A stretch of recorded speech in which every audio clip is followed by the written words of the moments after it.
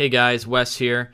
I just wanted to make a couple of announcements before this episode got started. Number one being there is some poor sound quality throughout some of this episode, and I do apologize for that. I hope that doesn't deter you from listening. I hope that you can get through it and it's not too distracting.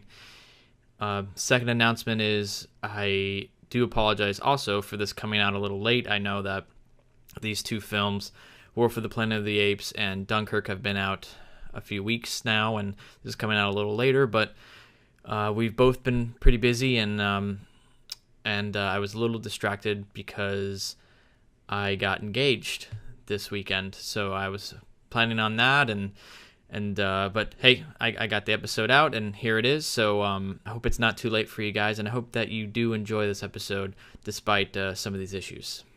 Thank you.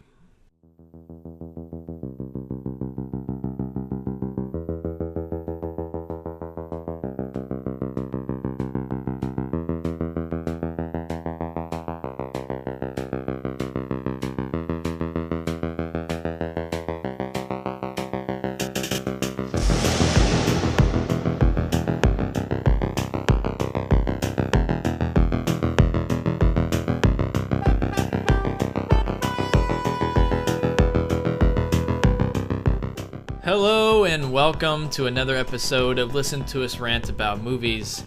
I'm Wes Ford. And I'm Zach Harris. And what we like to do is we rant about movies and we drink while we do it. Tonight, I am drinking a craft beer called Woot Stout. It is made by Will Wheaton and his friends. Very nice. Yeah, it's got like a bunch of cool nerd art on it, made by a comic book artist, kind of alien inspired. It's pretty cool. I'm liking it. And yeah, this came highly recommended from a friend of mine, and I thought I'd give it a shot. It's super rare to get, I guess, but he got it for me, and that was awesome. But it's 13%, so damn, bud, maybe feeling pretty good at the end of this episode. So yeah. just a warning. What do you got there, Zach? All right, I got Eugene by Revolution, which is a Chicago brewery. It's right down the street from me. Revolution, good stuff. And it's a porter because the liquor store literally had 0 stouts, not one, not even Guinness. And I was like, I'm just gonna see if they have Guinness. Just to see if they have one. Just one. Just like steaming. It's like nothing. Look at nothing here. Yeah. Well, that's close enough, I guess. Porter. Yeah. Figured I would go similar vibe. You know what I mean? Yeah. I like it. I like the rev. Rev in the engine. Oh, rev it. So let's give it a taste then, man. Let's get a little sip.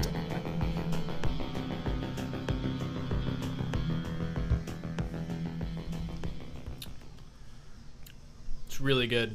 It's really nice. Good. Hell yeah. Yeah, I love it. It's super strong. Yeah, you can taste that booze in there. Oh, dude, it's real strong. I'm gonna have to drink twice as much now. Yeah, you might. Yeah. But it's got it's good, classic stout flavors of like some chocolate in there, a little coffee. It's really good. Nice. Mm. Nice. I like the Eugene. I've had it before, so I guess I'm cheating a little bit, but I'm a big fan. Nice smooth porter. Don't know if it quite goes well with this insane humidity in my very, very hot room right now, but yeah. You know what? I'm liking it. I'm liking it. I'm spinning positive on this one. There you go. I love it. You can find all of our episodes on iTunes, Google Play, Stitcher, and YouTube. And additionally, we've actually just launched a Patreon page. By the time this episode comes out, the Patreon page should be open. And if you're a fan or even a newcomer to the show, we already appreciate the time and your ears that you put to this show. But going to the movies and buying high-end craft beer can be pretty expensive. So if you'd like to further support our show, please consider becoming a monthly subscriber for just $1. Like seriously, just $1 a month. That's like, that's like less than less than a bottle of soda or something in a vending machine. We're paying for the storage too. We're paying for the upkeep. So if you want to just like throw some bones, you know, you look in your wallet, you go, I got all these bones. I don't know what to do with them. I'm throwing them. You could throw one. Throw one our way, you know? Yeah, just throw us a bone, you know? And it'll help, you know, alleviate the cost of producing this podcast. It would really mean a lot to us. So go to www.patreon.com. That's patreon.com/LTURAM podcast. And you can select the tier on the right that best suits your interest. But seriously, there's a tier for $1 a month. That would be amazing. So yeah, please. There's also a tier for $2,000 a month, and if you feel so inclined, you can do that as well. Yeah, there's a tier for that, right? Yeah, just throwing that out there. What's the reward? Yeah. What are we? I don't know yet. What are we gonna do for $2,000? Fly and give you a back massage? Yes, we'll fly to you, give you a back massage, and record a podcast in your bedroom. Yeah. We'll do whatever you want, but I don't know. Maybe not anything. Maybe not anything. So tonight we're gonna be discussing what we've been watching, and then we'll review War for the Planet of the Apes, followed by Dunkirk. We'll be Kirkin, and we'll be Warren. And we'll be of the N, and we'll be Kirkin. Yeah, exactly. So, Zach, what have you been watching lately, man? Let's see. I've watched quite a few things since our last episode. I checked out... What's a good one here? I watched... here's one. I watched The Void. How was that? I've been wanting to watch that. Did not care for it. No. Yeah, from what I had heard, seemed like a lot of people saying, like, yeah, the effects are really cool, but, like... And it's, like, a cool vibe, but it's just not all there. Yeah. And, I don't even know if I like the effects that much in it. I kind of just was underwhelmed the whole time. Like, there's cool stuff in it, but they just didn't, they didn't show you it enough. It was this weird in between where, like, there were all these, like, crazy, like, practical effects, which is great. Like, I'm glad people are using practical effects. Yeah, but sure. It like, it's either, like, you tease them and you shroud them, or you just show me it. You know what I mean? And it kind of was in this weird in between where it felt like they wanted to just show it, but they couldn't. So, I don't know. And also just, like, some terrible acting. And sometimes I can get past that. I like a lot of horror movies with terrible acting. Sure. But, like, the old man in this movie, it's, like, to the point where it's, like, you're editing this. It's, like, is there a way we can just, like, cut this character out of the movie? Like, can we mask, like, an empty chair in that spot, like, the whole time? It's, like... That bad, huh? It's brutal. He was brutal. What's the movie about? It's basically like, these people in a hospital. This guy escapes a house at the beginning where they kill someone. Goes to this hospital. There's, like, 2 people working. Someone in the ER, like, waiting to go in. And then, like, a cop shows up. And something happens. He shows up for some reason. I don't even remember. And basically, like... this like almost like cult type thing shows up surrounding the hospital. It's like all these people in cloaks with like triangles on their face. Yeah. And it's just kind of like, what do they want? And then this girl who gets killed earlier becomes like this weird monster.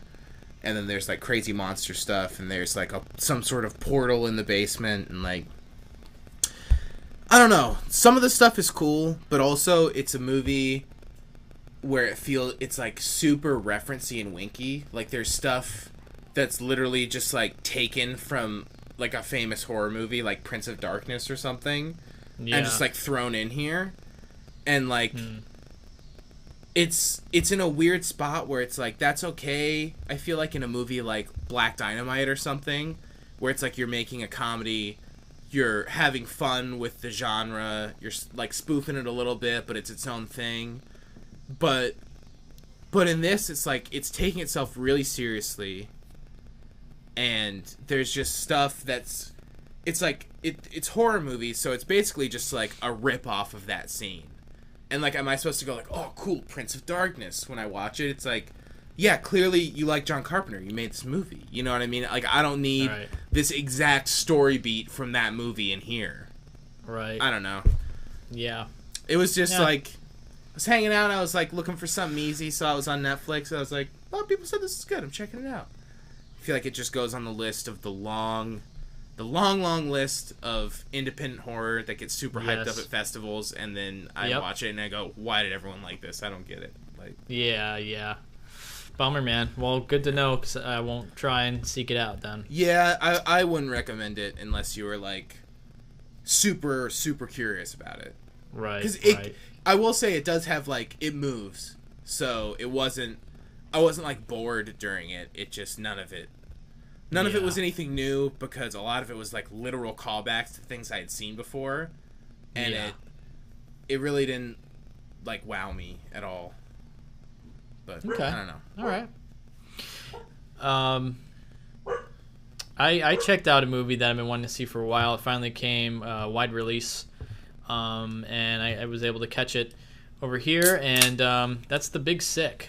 Oh, nice. Yeah. What'd you think, bud? I really liked it, man. I really liked this movie.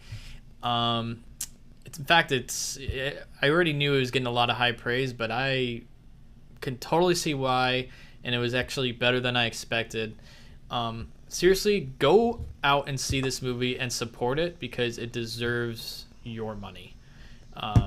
Nice. So the Big Sick, it's based on a true story of Kumail Nanjiani and his real life wife, Emily Gordon, and they wrote the movie together.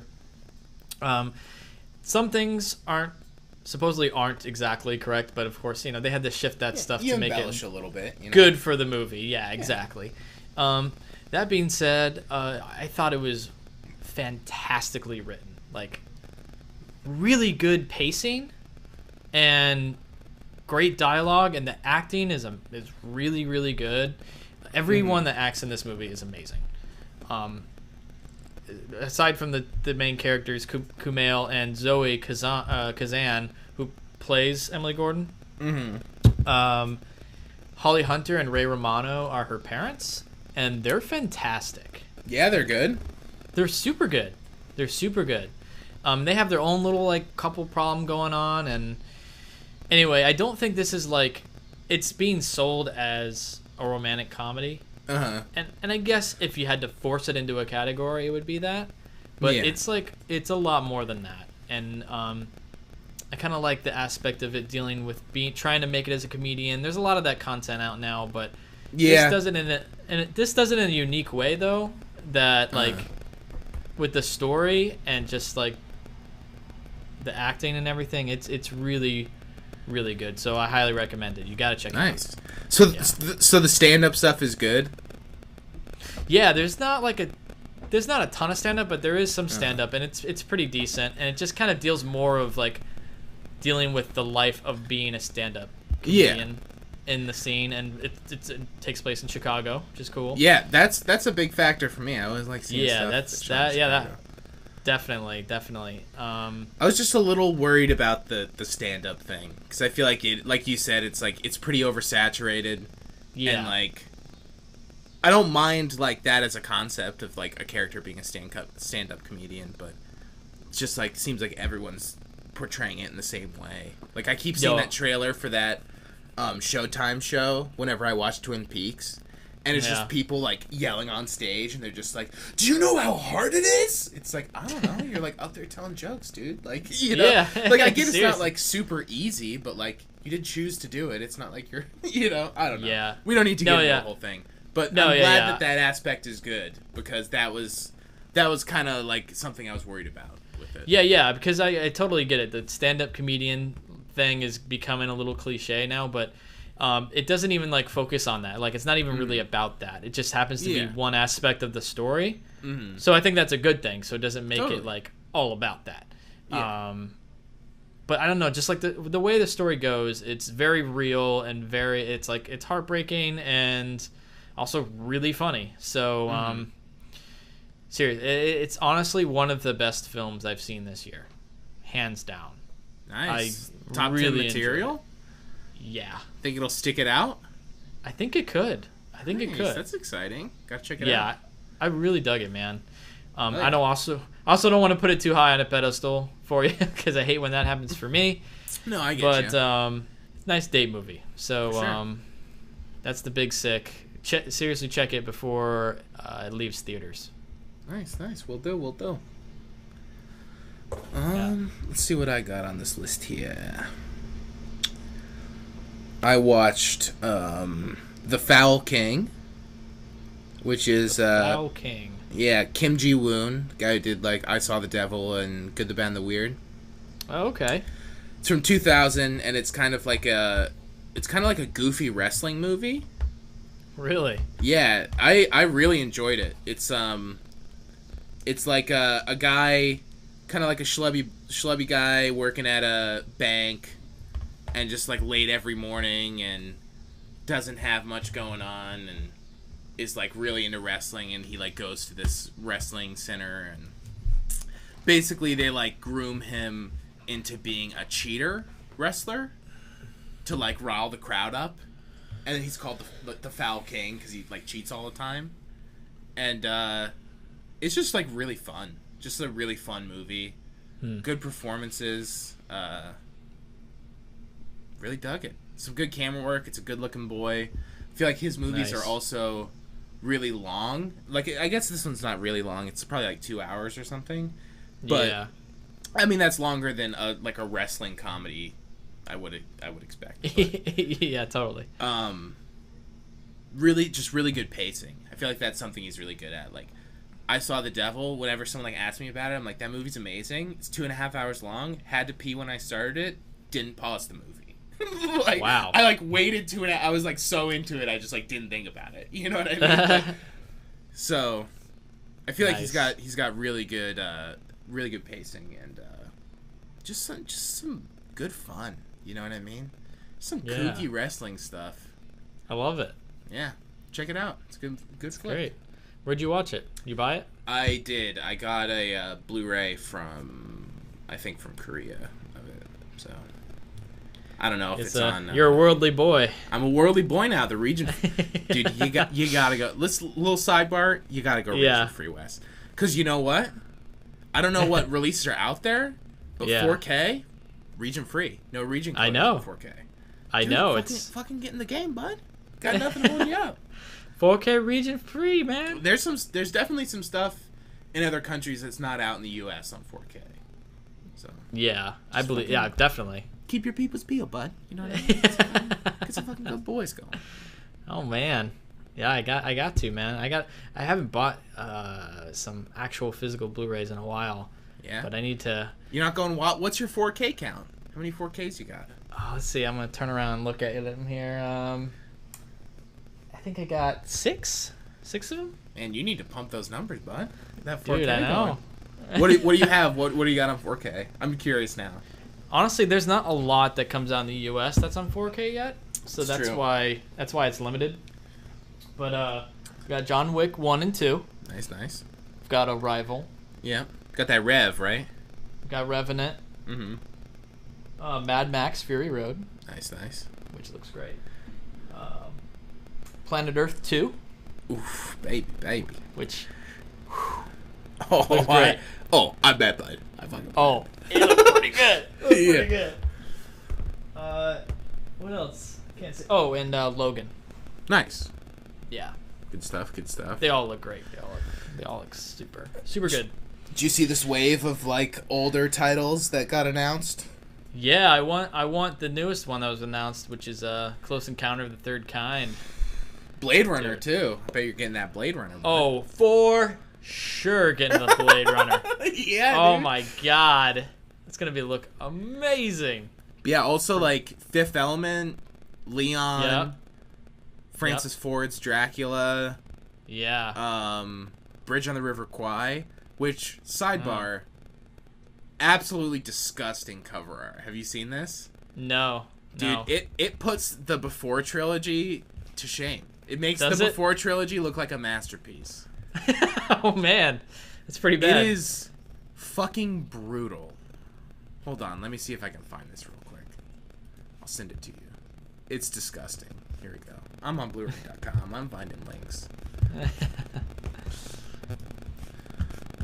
Can I? Yeah, here we go.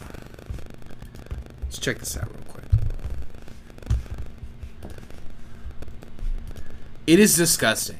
It is like a disservice. Oh my god! Right? It's like, What is going on did here? whoever was in charge of this release, they're like, my nephew, he's getting into Photoshop. Like, it is. Dude, there's Microsoft clip art better than that. It is shameful. It is. It's like The guy on the right, seriously- his face, it's like stretched out. Like, yeah. It looks. It's absurd. I don't know who approved that. I don't approve though. It is. terrible. It is icky poo poo no, and I don't like it. Yeah, that's pretty bad. Yeah. That Just takes the brutal. cake. Just brutal. Just in my terrible. fantasy land where I fantasize about having a 4K TV and player, I say, don't know if I would buy that one because of that fucking cover art. But don't have one, so it doesn't matter at all. Hey, make that dream a reality, bud. Yeah, man. I really want to, but saving for the vehicle. Vehicles first. Gotta get that. Yeah. Priorities. But after that vehicle, it's between a synthesizer and a 4K TV. We'll see what wins out in the end. We'll keep some tabs on that. Nice. But back to watch lists. I meant to preface my watch list with this, and that is I've watched a lot of movies since our last episode, and a lot of them have been rewatches, and a lot of them have been movies I haven't seen before that are older movies. But I've just watched a few good movies that have come out recently, so I decided to just talk about those on this cast for today. But one of those is Spider-Man: Homecoming. Nice. It's pretty good, man. It's pretty good. Yeah, I heard pretty much only good things about it. Yeah, it's good. It's not amazing, but it's a really pretty good Spider-Man comic book movie. I really like Tom Holland as Peter Parker. He's my favorite Peter Parker, I have to say. Whoa, better than Toby. Yeah, definitely better than Tobey. Interesting. And I'm speaking based on comics too, because and Tobey's really, I mean, don't get me wrong, I love those movies, but yeah, the movies are better than Toby. I like Toby in the movies, but like the movies themselves are the reason that they're so good. Well, and just Tobey put a different spin on it. He's a different character in the comics. I mean, Tobey's way older, and it's just the whole vibe's different. Yeah. I will say, because he is a kid in this movie, Spider-Man: Homecoming, they kind of push that a little too much in your face. You're like, by the end of the movie, you're like, okay, we get it. He's a fucking kid. We understand. So that got a little bit annoying there. But Michael Keaton, he's fucking fantastic as the Vulture. I've heard he was really good. He's like one of the best villains. I think he probably might be the best villain in the Marvel Cinematic Universe we've had so far, because he actually has depth. You can relate to him. Yeah, because if I feel like their biggest problem in a lot of those movies is just like the villains suck. Like, I don't. Exactly. They do. But Michael Keaton as the Vulture, great. There's a scene, and we'll not give it away, but there's a scene between him and Tom Holland. And if you've seen it, you know what I'm talking about. It flips the plot on you, and it's all dialogue, no action. And the scene is by far the best scene in the whole movie. And it's just them talking. And it's better than any of the action scenes. Yeah. But it is so well written in the script and how it's revealed. And the acting between them is so intense that it is probably the best. I mean, it's definitely the best scene I think in the movie, and one of the best scenes in the MCU, because of the tension, and it's great. So yeah, that's pretty much my thoughts on it. Really fun. Who directed it? Anyone of note who did anything else? I forget right now. I'm gonna look it up right now. Why do I hear an ice cream truck? There's one parked outside my house. He comes every day, or he's a little late today. It's usually about 6:30 he comes by. That's funny. The director is John Watts. Okay. He directed Cop Car. Oh, cool. Yeah. Cop Car was pretty cool. I like that movie. Yeah. And he's directed some stuff from The Onion and a movie called called Natural Selection. Oh, he's a producer of that. Sorry. Okay. Not a lot of stuff, but no, it was pretty good. And he brought this whole John Hughes 80s vibe to it. Like, I think that was really the intent and how they wrote it and everything. But it was kind of nice. It was kind of just like a kind of 80s like high school drama disguised as a superhero movie. Nice. So yeah, that's fun. Yeah. It's Yeah, always it was good. And I feel like that's a thing that the Marvel movies need to do more so too. I feel like Guardians does a good job of it just because of, I mean, obviously the source material, but it's like making each one like its own like genre style. You know what I mean? And it's like, I get that like Winter Soldier is like going for like the spy thing, but it's like, I feel like none of them like fully go there, and obviously they can't fully go there, but like they never feel like that entirely. So it's nice to hear that it's like they're going for the kind of John Hughes-y thing instead of just being like, it's spy. I think they're realizing they gotta play around a little bit.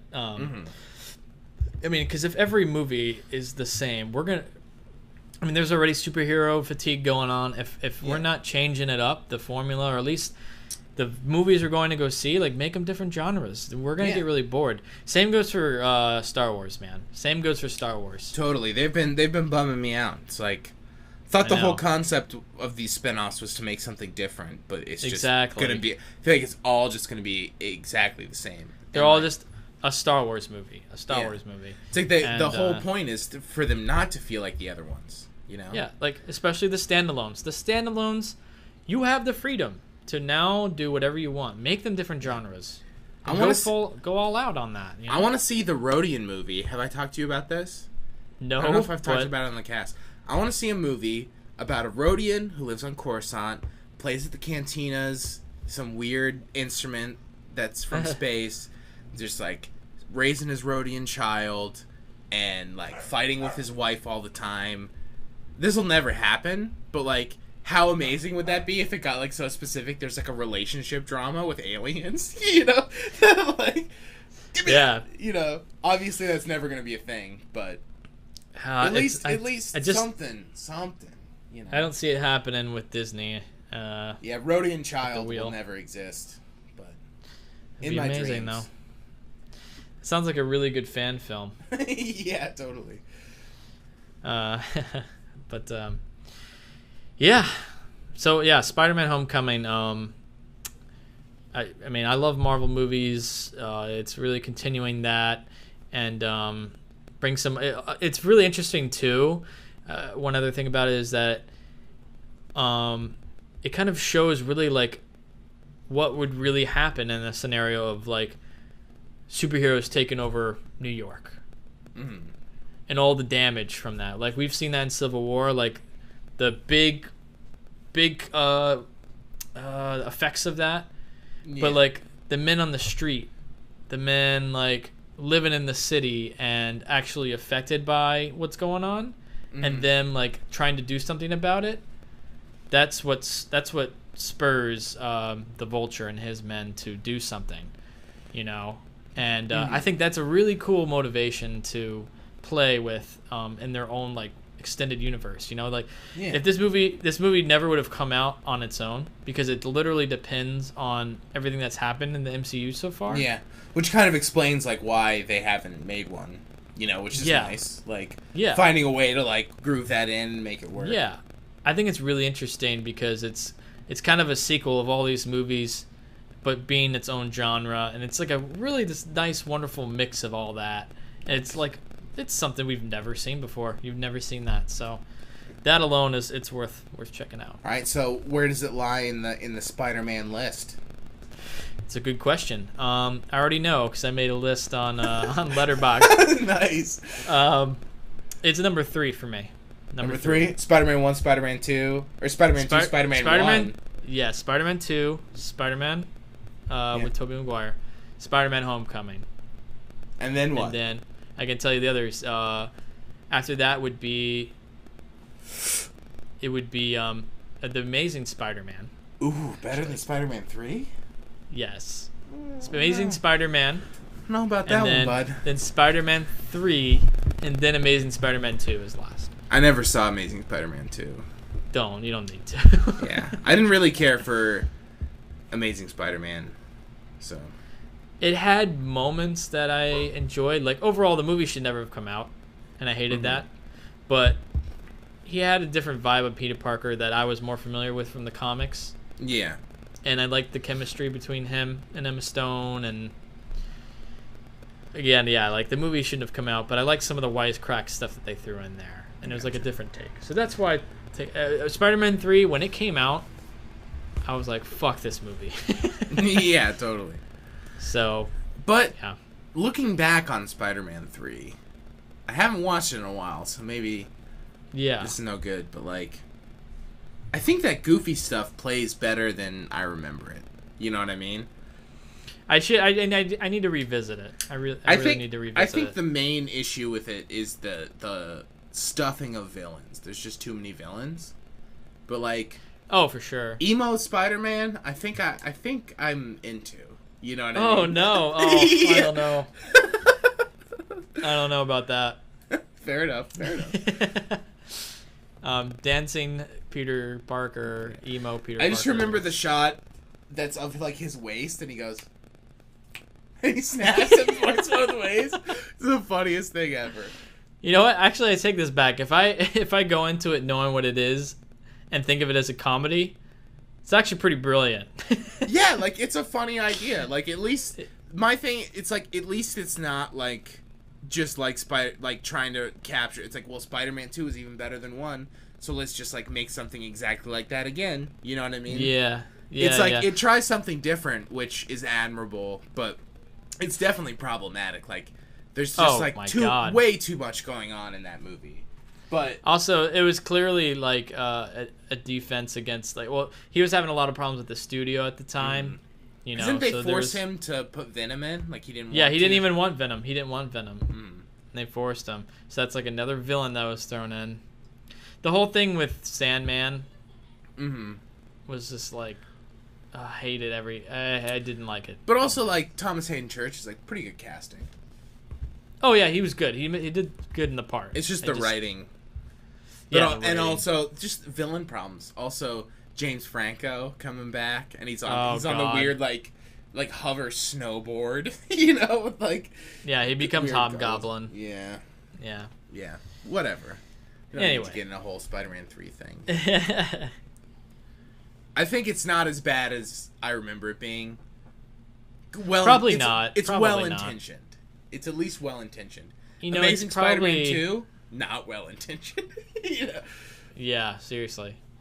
But I haven't seen it, so maybe I'm an asshole for saying that. Amazing Spider-Man 2? Yeah. It's terrible. It's so bad. Yeah, it's so bad. I don't even want to get into it right now. That's just like a whole... I'll get pissed off. A whole can of worms. Oh, it's so bad. Yeah. So anyway, moving on. What else you got? I watched Bullet Ballet from like 98 or 99. I think 98 by Shinya Tsukamoto. I've been kind of getting into. He did the Tetsuo movies that I think I talked about last time. Yep. But yeah, this movie was like, it's about he stars in it, and excuse me, it's about a guy who kind of like finds himself getting hassled by this gang in this weird way. Like, he saves some woman on a train platform, but you find out it's just like a scheme by this gang, and then they like beat him up and stuff, and then it's him trying to buy a gun. So it's all about him trying to buy a gun to fight them or potentially kill himself, basically. And it's real good. It's black and white. I liked it a lot. It's a cool sequence of him like building a gun, and it's like after Tetsuo, like this guy who he like obviously loves like all this industrial like metal stuff, so it's like of course he's building this fucking weird gun in this movie, you know. Of course he is, yeah. But yeah, I really like this guy's style. I want to check out some more of his stuff. It's really interesting. All his movies are short, but they're paced in a way that they don't feel super short, which I'm all about. Like if I can watch like I have his movie called A Snake of June. It's like if I can watch a movie that's 77 minutes and it doesn't feel like it is, that's amazing. You know what I mean? Yeah, totally. Because whenever I'm looking for movies, it's like, oh, well, this one's 77 minutes? Who cares? Pop it on right now. You know what I mean? We can get this done. Like, yeah, totally. I really like that aspect because, like, there's certain movies that I've seen that are, you know, really short, like sub 90, sub 80, that feel short. And then that's a bummer. If you're enjoying it, it's like, I don't know, it could have been fleshed out a little more, but yeah, sure. He has an interesting style that lends itself well to that. So I'm nice. I'm a fan of his, and I think I'm gonna continue just slamming through his filmography here. I think I'm with you. I think I've been really digging the short watches lately. It's like boom, boom, boom, boom. You know, get them right. Check out some Tsukamoto, bud. I might have to, dude. You're buying all that stuff though. I can't. It's true. There's no way to really watch it in a cheap, effective way, is there? Yeah, maybe. I don't know. I'll look into it. I'll let you know. Okay. All right. Yeah, I'm getting blues from the UK, so. Yeah. But my friend Sean, not Sean who's been on the cast, but a different Sean. Gotcha. He's been getting real into him, so he's ordering all of them, and then I'm piggybacking on his there you go. Tsukamoto kick, so that's nice. There you go.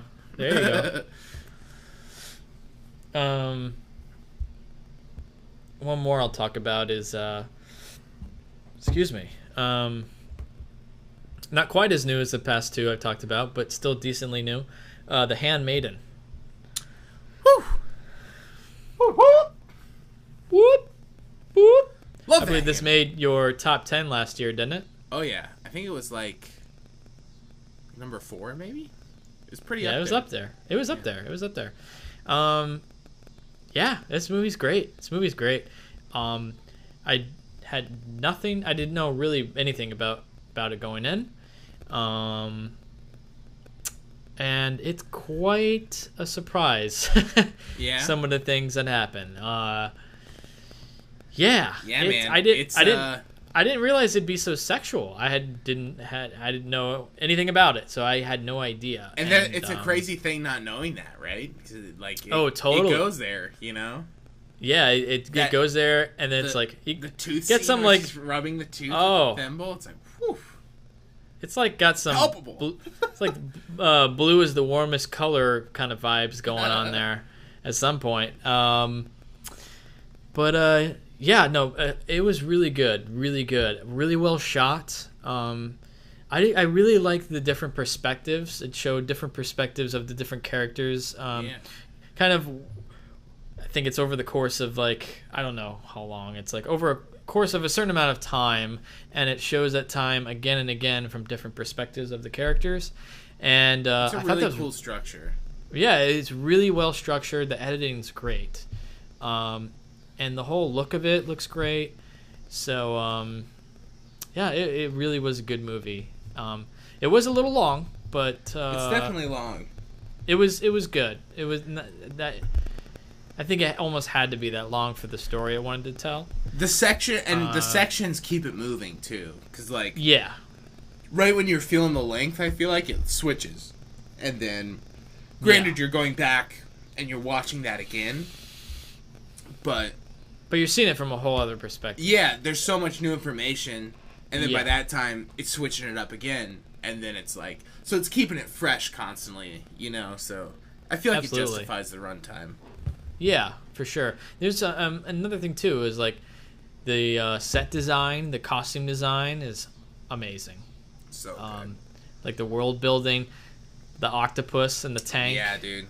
Ooh, Oh, love so that good. fucking octopus. Really, really cool world it's building tasty. stuff. Yeah. Just lick off the fingers like a tasty dish, you With know. that It's- octopus off the fingers, you know. Yeah, the raw octopus, man. You know. But yeah, glad I watched it. I watched it on Amazon, on Amazon Prime, so it's on Nice. there if you have it. It's free. So, I do have it. I need to rewatch it.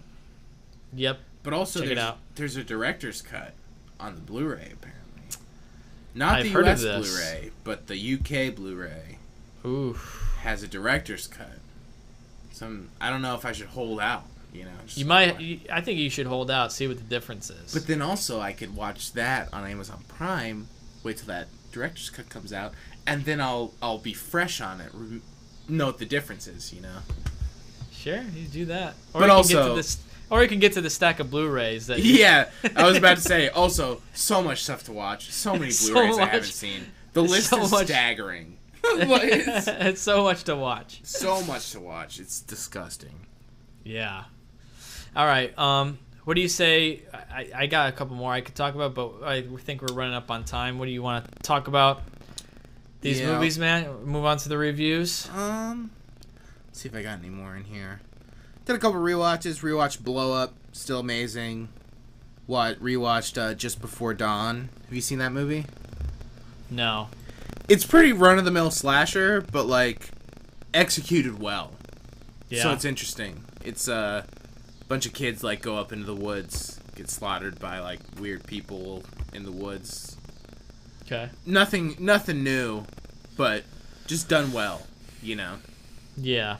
And I watched Ivan's Childhood, Tarkovsky movie. It was amazing.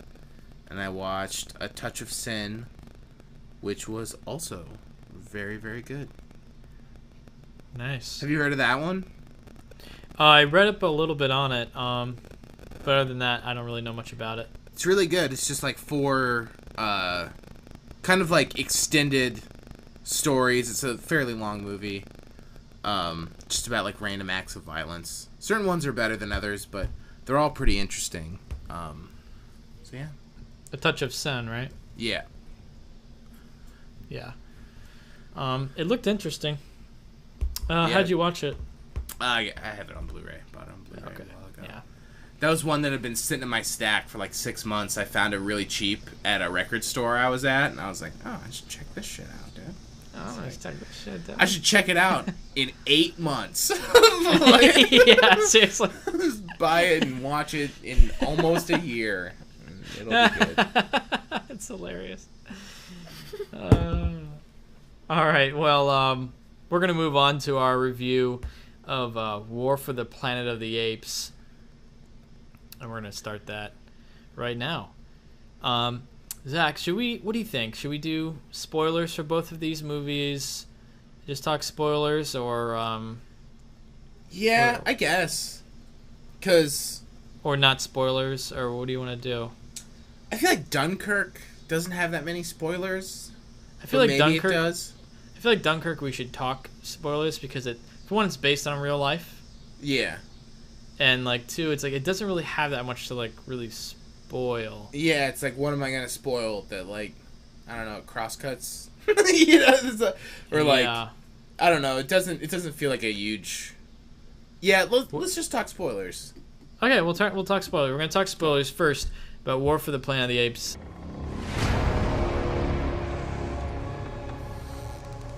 Who is child? I don't know. But she was you. She has no one else.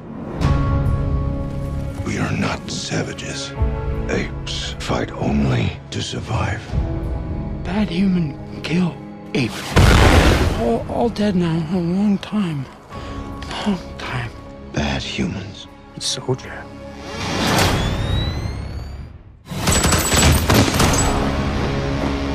Years from now, your children will ask you, what did you do in the greatest war? And you can tell them, I fought to protect this world. We created them. But now,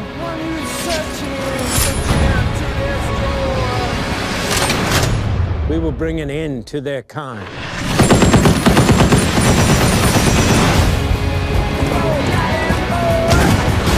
No mercy. No peace. This is war. Apes together. Strong. You are impressive. You're smart as hell. You're stronger than we are. But you're taking this all much too personally. So emotional!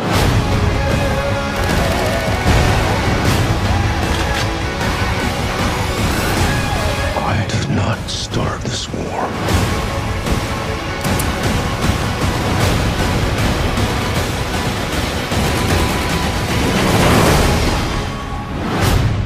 But I will finish it.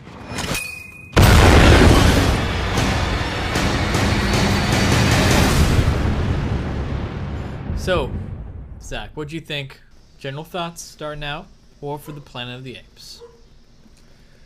I liked it. It was good. I feel like it's pretty in tune with the rest of them. I don't know if it's my favorite of the series, but I feel like it's a good series because it sounds bad, but I'm never like super excited to see them, and then I end up seeing them, and then I go, wow, that was really good. And I like don't know why I haven't like learned my lesson. I totally yet, agree. That, like I'm gonna enjoy it. You know what I mean? I totally agree. It's just like always better than it's like. I guess it's just because when the first one came out, it's just like, well, why are they making this? This is probably going to be bad. Right. And then it's just like, no, they actually made that work somehow. Cool. And then I just keep thinking it's like, well, this is the one where they're going to fuck it up. You know, it's like, no, they got it down pretty good. Like they're doing good stuff. Yeah, yeah. So yeah, it was good. It was well done. I like the performances. The technology was like staggeringly good. Very, very like, impressive. I was very impressive. Consistently impressed the entire movie. That was probably the best aspect of it for Absolutely. me. But yeah, my main complaint is that it's a little long. So I think you could trim 15 minutes out of that thing and she'd sing. You know what I mean? Yeah. Speaking of that, yeah, I guess it is 2 hours and 20 minutes, so yeah, totally. A little lengthy, not like huge complaint, but yeah. My thoughts on the shorter. movie, I liked it as well. Same kind of thing. I'm not like super excited about them, but I know that they've been good, and so I guess I was a little excited to go see this one because I was like, I really enjoyed the last one, Definitely Dawn of the Planet of the Apes. I thought that was really fantastic, and so I wanted to see how this was going to be concluded because I knew this would be the end of the trilogy, and I have to say that it was a little different than I expected, mainly Totally. because did you see the poster and the title alone gives you this sense that it's going to be this. It's a little misleading. It's going to be this big climactic end, and in fact, I don't like the titles at all. I think none of them make any sense. They all need to be shuffled around. I think War for the Planet. Dawn is the first Dawn, one. Yeah, Dawn should be the last one, even. You know, because of what happens. It's the dawn of the Planet of the Apes. Like War for the Planet feels like a second movie right there. And also, there's more action in the second movie. There is, and this one's called War, so it doesn't quite make sense. I guess they're like at war, though. Yeah, you know, it's just for the listeners. I just did some quotes. But it didn't. But the way it's sold too, or being sold, it's like I thought it would be these crazy. I thought it'd be like a war film, and it kind of is, but in a different way. It's like it's very slow, very kind of quiet movie. And I do like that about it. Like I like that it's kind of like a slow pace and almost turns into a bit of a western because they leave. Yeah, I can see that. They leave their colony and go off to go find this guy, Woody Harrelson, and kind of becomes this journey. They go through these snowy mountains. They find this girl. So that part of it I thought was interesting, and generally I liked it. I quite enjoyed it. Nice. Yeah, but I think Dawn of the Planet of the Apes is my favorite out of the three. Yeah, I would say I didn't did you rewatch either of them before this? No, but I've seen Dawn a few times, so I felt like it was pretty ingrained. Yeah, I haven't seen Dawn since I saw it when it right when it came out on Blu-ray probably. Yeah. But I feel like I still feel like I like Dawn the most. That one had a lot more action, and it felt a little more like classic, almost good versus evil type. Totally. And, like, I guess it wasn't... The length could be justified, I think, if the time was just, like, distributed differently. Like, it starts... Like, the first hour, I was all in. I was like, whoa! Like, this is crazy. Like, I'm really liking this thing. And, I feel like it gets to a point where there's, like, a major shift. There's, like, a discovery of a location. Yeah. I don't know. We're not getting into spoilers yet, I guess. No, well, we're talking spoilers, but... All right. So, yeah, basically when they get to the what's the word I'm looking for? You're talking about the town... compound or the base or whatever of the humans. The fortress. Yeah, the fortress. Once they get there, it's a good reveal, but it's like the rest of the movie takes place there. And before... We've been seeing them, like, in their area, like, their fortress, which was amazing. Yeah. And then, like, we're seeing them in, like, real locations, like, on mountains and, like, through the forest and stuff, and that's amazing. Yeah. And then it kind of just, like... It kind of slows down visually for a while. Yeah, it does. Which made it a little less stimulating. And they spend a lot of time on, like, Woody Harrelson and his character, and it's like... I don't necessarily think that's a bad thing, but I think maybe they could have done it in a way where it's like we see something happening with him before they get there. It just felt like too long of a chunk, like of the pie chart of the movie, took place at that base. It definitely did. And it's like I think they could have justified the runtime a little better if it was more of them on the journey, because there's really no like downtime of them on the journey. Which I guess is a really specific thing to ask for. It's like, yeah, I just want the apes like hanging out. Yeah, right. But like I don't know, like I think it could have used maybe a little bit of that, or like maybe like one more encounter on the journey and a little less time at the because they get there and they kind of hang out there for a while, and then Caesar gets captured, and then they're all trying to save him, and there's a lot that has to happen there too. So I don't. Yeah. Yeah, I agree. But it wasn't... It felt like it was moving and a lot was happening, and then it gets to that point, it slows like, down. Oh, that was just all like a means to get to this point. Right. When it felt like this is the movie. You know, beforehand, it's like it's moving, they're doing stuff. Totally. Yeah, I get you. Yeah. I'm just going to go ahead and skip to the end. I don't know... And just like kind of the concept of the end is... I was kind of honestly hoping for...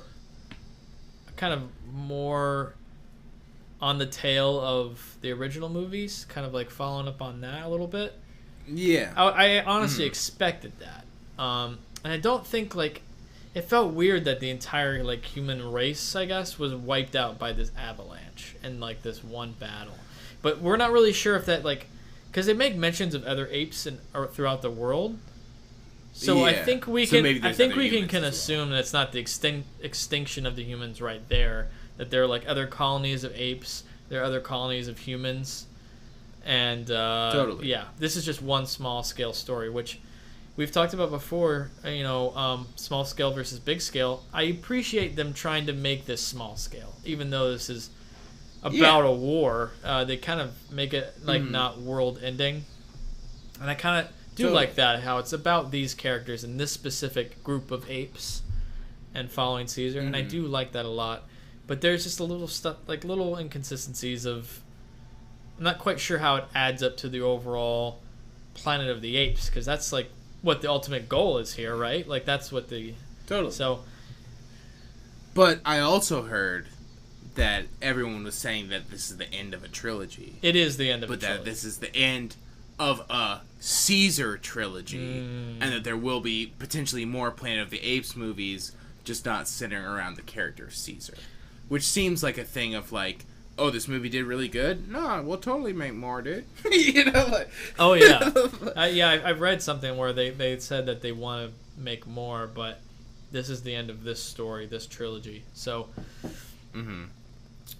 which is great, too, because Caesar, they built him up to be this, almost this Christ-like figure in a way, to where he's like kind of like their savior, and then he saves them in the end, and I liked seeing his journey from the very beginning, becoming intelligent, and then him becoming more human than the humans, right? Like, he really becomes this really interesting, really in-depth character that you know a lot about.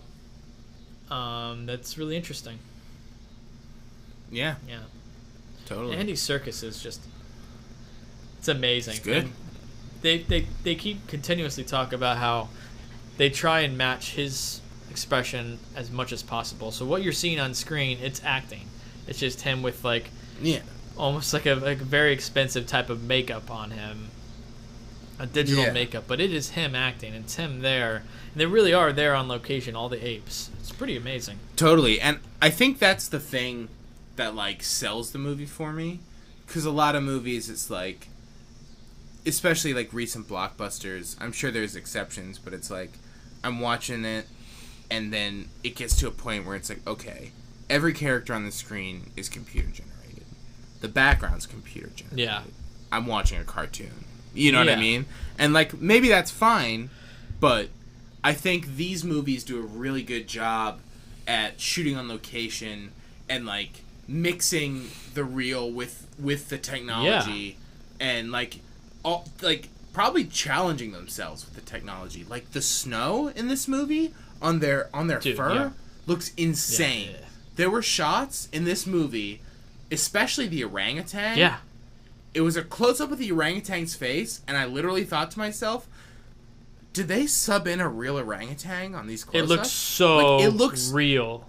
It looks almost photoreal. Like it successfully fooled me into thinking it was real. See, that's what's crazy is I think we're getting to the point in technology, and these movies actually are kind of the forefront of this technology, and like we're at the point where it's hard to distinguish between reality and fictional, digital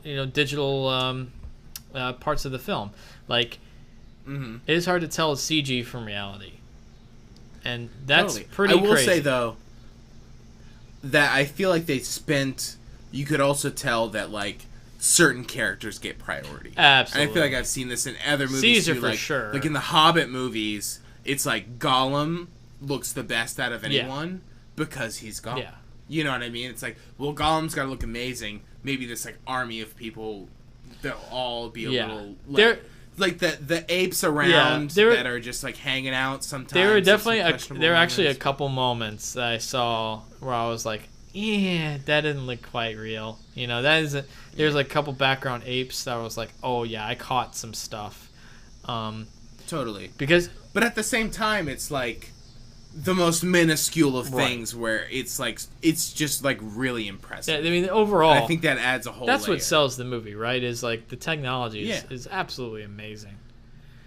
It's crazy. People are calling for a nomination, an acting nomination, like an Oscar for Andy Serkis in his role, and I think that'd be really crazy to kind of step towards that, or even create a new category, you know. So I think we're going to see more of this. So it really is acting, and they're literally just putting things on top of his face to make it a different person's face, but it is his face, and it's connected to his face. So it's acting, you know. And I think if it's really well acted. I think it deserves recognition. So we'll see. Yeah, he was super good. What do you think of Steve Zahn? Steve Zahn, who's that? I forget. It's the bad ape or whatever. The goofy one. Oh yeah, the bad ape. Oh yeah, he was great. I actually really liked him. I thought it was good. it was a nice comic relief. There were a couple moments where he's like, "I'm okay," and it was like really broad jokes that I was like, I don't know if this monkey would say that. I didn't realize it was Steve Zahn doing that. Yeah, it's really pretty funny, amazing. Right? Steve Zahn. But I really do appreciate that being in the movie, because it's like, at the end of the day, it's like, I'm watching this insanely serious movie about apes, like riding horses and shooting guns, and it's like kind of outrageous. Yeah. But like, they make it work, but like, when you step back and think about it, it's like, yeah, this is kind of silly. So I do appreciate that being in there. Yeah. I think some of it was like a little much, but like, I would rather have that than no character at all. Yeah, I agree. To go back on what we were talking about before, sorry to switch the subject, but back on the titles, Rise of the Planet of the Apes, Rise should have been the last one, right? That's kind of what I think. I think it should have been Rise War or Dawn War Rise. That's how it should have been. Anyway, the naming structure is a little silly, especially in the beginning of the movie when they're like doing the text. Yeah, and they like bold the red and it like goes through. It's like they're. It was just a funny thing where they were like establishing it. They're again. solidifying. This is why we chose it this way. Yeah, exactly. It's like, I don't know if you're really selling that too well, but. So one thing about the apes too is I thought it was a little. One thing that was unrealistic to me was like when you saw that fucking grayback gorilla on the horse, I was like, that horse is gonna collapse. Like, there's no way that thing. Yeah, I thought about that too. It's like, that gorilla's got to be pretty. Like, that thing's fucking heavier than the horse. Like, come on. It's a big gorilla. It's a big gorilla. Like, there's no way. Yeah. But that's just like a minuscule thing. The white gorilla. Yeah. Looked incredible. Oh, what? That was another one where I feel like you could tell. I guess it was also just because the skin tone's lighter, so it kind of has that like, that sort of like light through it, sure, like sort of translucent vibe to the skin. But it looked real tasty. Real cool character too, to like make him albino. Yeah, interesting. Mm-hmm. And it's really interesting too how they made like some of the apes like switch sides, and like I'm gonna save myself, you know. I thought that was really cool and really interesting. Like, the apes are like, I'm going to save my own skin and serve the humans, you know? Like, that's pretty cool stuff to, like, dive into. Yeah, especially because it's a good moment in that first sequence where they're, like, sneaking up and they're looking at stuff and they, like, turn around and go, like, hey, yeah. Excuse me, pass me this. And then it's a gorilla and you're like, whoa, they got gorillas? And he, like, loads the like, gun for him. Yeah. That was cool.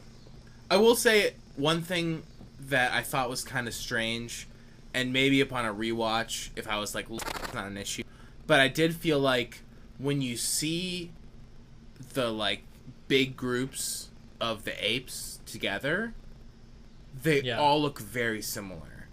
But then when they show specific ones, they're all very different, and I feel like it was a thing where like that there's that one orangutan guy that gets killed for like not working or whatever, and it's like I've never seen any other orangutan aside from the one that's like a major character. So totally. I think they could have maybe like in those like battle sequences, like I don't know if they did it by like you all are like this type of ape, so like you should be on the horses, and you all are this type of ape, so you should be this. But I will say it did feel a little weird that there weren't very many other kinds. They all looked pretty similar, unless they were like a point. Unless they were like. That's a really good point. Yeah, if you have a group of apes, they all look the same. If you have select individuals, like it's just like a small party of apes. They're all individually different monkeys or different types of apes. Totally. And have more variation to them. So yeah, that's a really good point. Like when you see that wide shots of like the prisons and them at the gate, they are the same ape. Totally. And then when off to the side you have like these apes who are actual characters, individual characters. They're all completely different. Yeah. And I don't know if that's a thing, like a conscious effort of like, if we make these apes different, it's they'll to make be it characterized easier. more and people will pay more attention to them, which like I get. But also it's like, I don't know, maybe throw like some subtle variations of like skin tone or like fur tone or height or, you know what I mean? Like a couple types just like dispersed. And once again, maybe there are, but to me it looked like generally they were all kind of the same when they were in big groups. Yeah. Totally. What do you think about the whole Woody Harrelson reveal at the end? It was like, I don't know, I get it, but it also gets to a point where you're like, this is a crazy thing to be happening in this movie that I'm watching about apes with guns. You know what I mean? But like it's good. It's just like super dark. And I guess I don't necessarily think that's a bad thing. I guess the virus to me, and I also tell me if I'm missing stuff from Dawn, but it kind of seemed it seemed a little weird to me. Did it? Yeah, the speaking virus. Just that's new for this movie. Okay, that was not established in Dawn. But there was the virus though.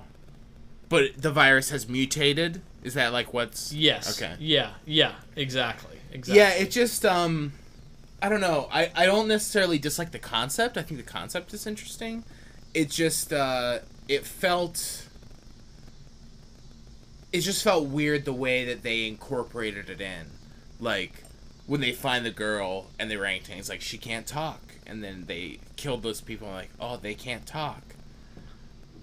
It just, and once again, maybe this is just me not being fresh on the series, but I'd say I have less of a problem with the Woody Harrelson death, of him just like watching him kill himself, of Caesar watching Woody Harrelson kill himself, than with the establishment of the disease. And I guess mainly the way that they handled the previous Woody Harrelson scenes of him just like that's why I killed him. You know, I had to kill my own son. Like, going crazy. Yeah. I don't know. I kind of like the idea of... I think it makes a good plot device. Maybe not the strongest, but it makes a plot device to have this downfall of Woody Harrelson, you know? Yeah. And, I don't know. Him... That reveal where you find out he has the disease, and it's because of that doll that the girl had. Yeah, it's good. And his own, like, kind of realization of... I'm just like them, and I fucking killed my own son. Yeah. I killed my own son, and now he was just like me, how I am in this moment. Mm-hmm. And I've like fought, and I've killed all these other people with this thing that I have right now, and now I have it. I thought I was above that. Yeah, totally. And now I have. It's kind of like a really crazy, almost like literary kind of moment. Yeah. I definitely like that conceptually.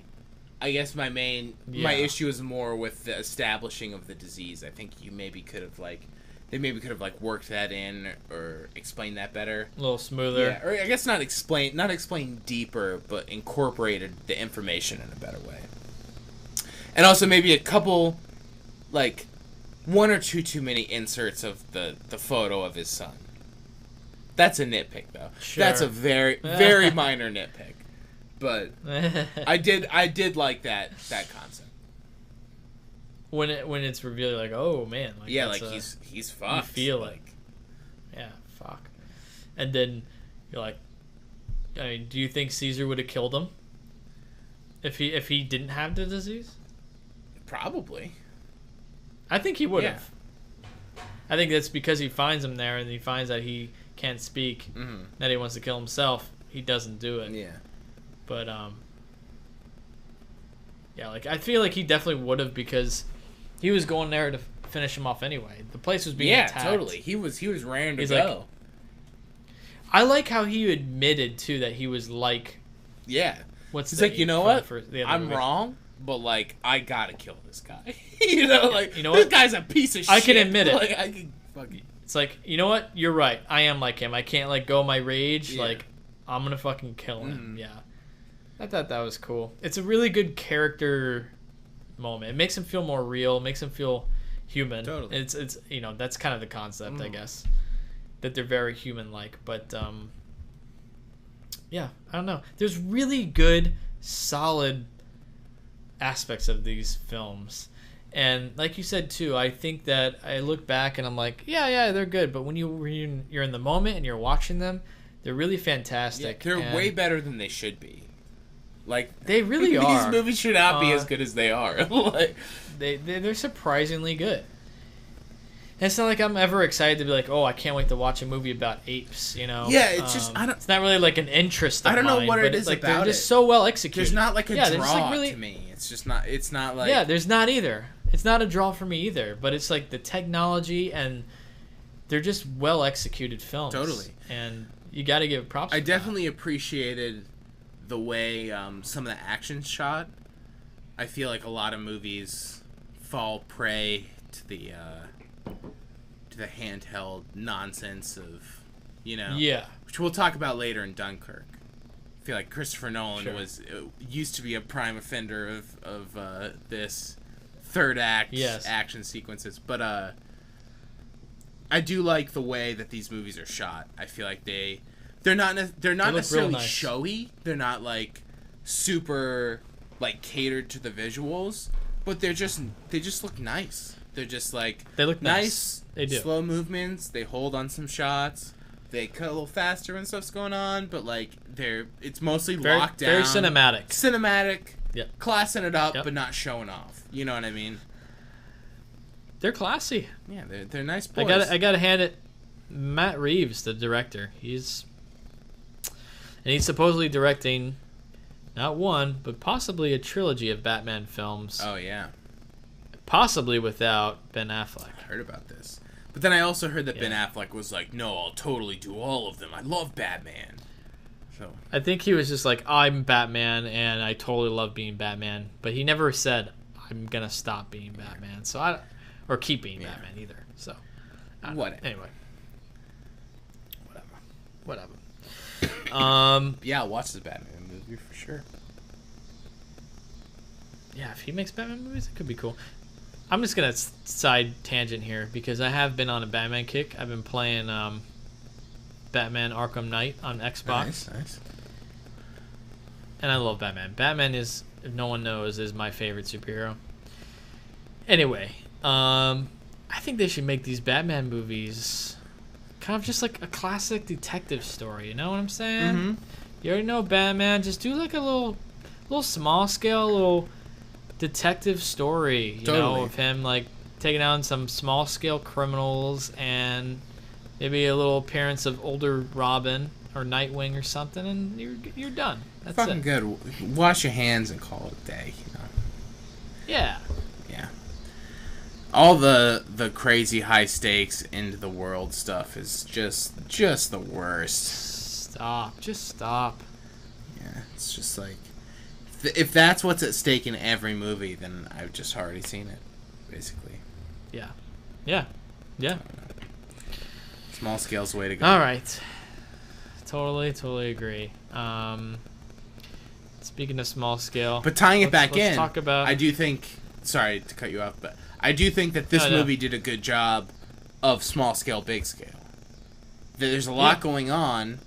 There's this crazy thing of like maybe the last humans, maybe at this point the last apes, but promise of other ones. This is a big moment, like as he says, like in the history of everything. But they don't keep it like crazy big. They kind of zero in on Caesar, you know, which is nice. Yeah, totally. And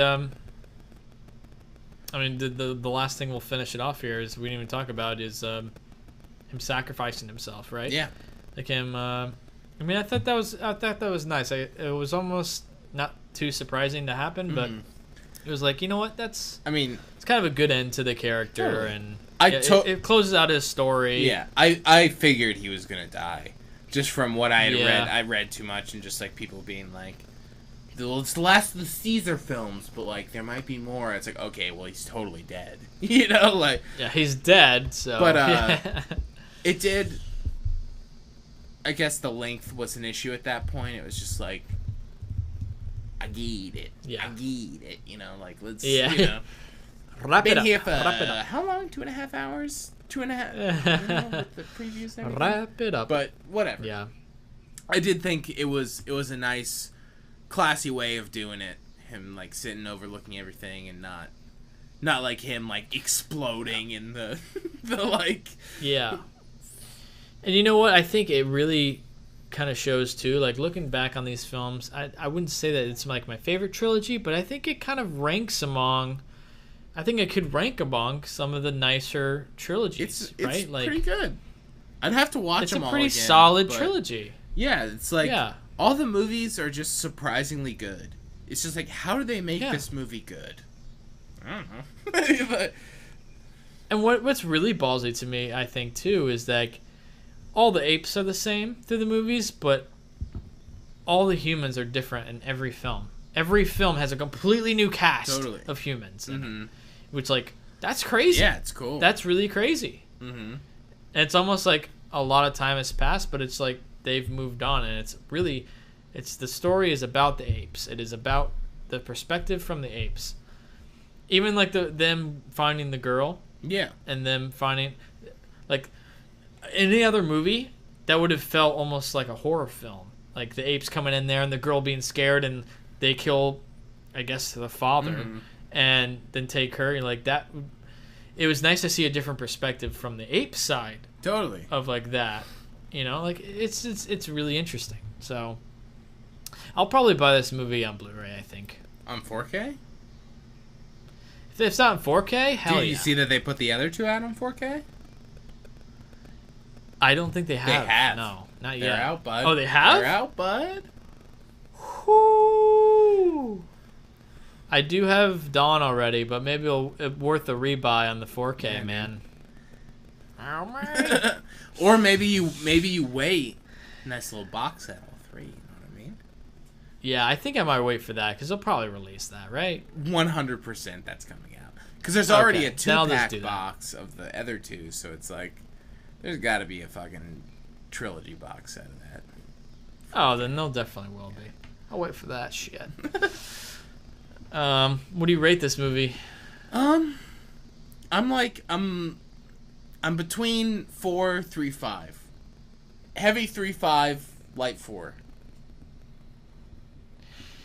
I'm on a 4 because I just think I can't. There's not too much I can like say that it did wrong. You That's know, true. like I can't really say. Like overall, it's pretty solid. I honestly I really respect what went into this. I'll go 4. The technology, The tech. You going the 4? The tech's pumping a. The tech, It's bumping the to tech, 4. man. It bumps it because it's like, it's just so impressive. It's just so impressive what they do. Totally. Um, The integration of and the I can- relocations, I think, is a big thing that like really sells it. Yeah. The snow too. They went a whole other level with the snow. It's like That they adds just a didn't whole need other to layer. do that. It's like, oh, want to just make Yeah. it really challenging? Let's have half the movie take You want to make place in this snow. even more? Yeah, even more challenging. Yeah. It's nuts. So yeah, like I don't even consider these movies my favorite, but I just really respect them, and I don't think there's a lot wrong with them. So yeah, Cool. 4 for me and 4 for you. I think it's pretty fair assessment. Yeah. They're good. Especially in the realm of like a 4 as like a blockbuster. Like that's a blockbuster that came out this summer. Yeah. You know what I mean? Yeah, get out of here. Yeah, yeah, for real. seriously. Like, come on. Like small scale, almost like an anti-war type film. Like it's an anti-blockbuster of like the typical. Like any other studio had made this would have been shit, and it would have been like this ridiculous action. Good for them for like being ballsy enough to make it like a small scale, slow story called War of the Planet of the Apes. Totally. Like, fuck, that's crazy. What studio put Yeah. this out again? I don't remember. I think it was was it 20th Century Fox? Kind of what I think that's it was- kind of what I was thinking.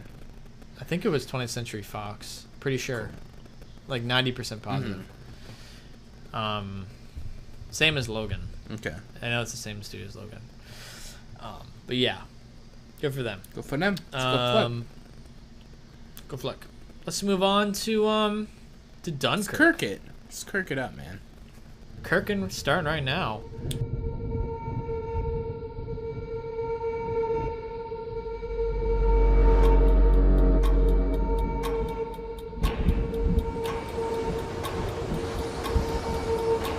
The enemy tanks have stopped.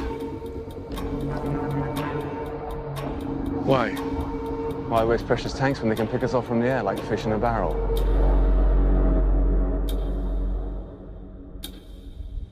There are 400,000 men on this beach.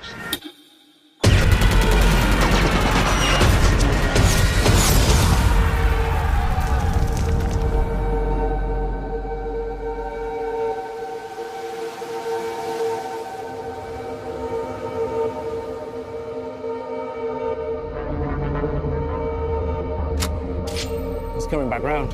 He's coming back round!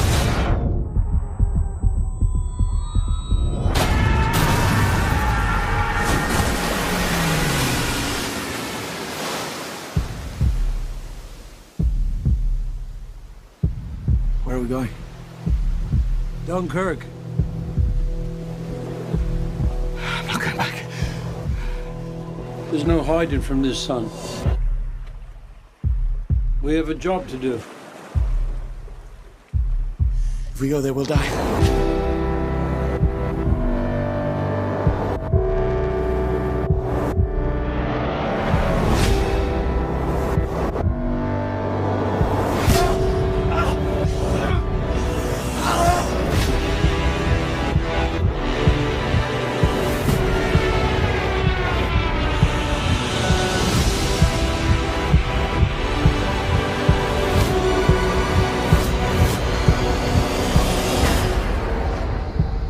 You can practically see it from here.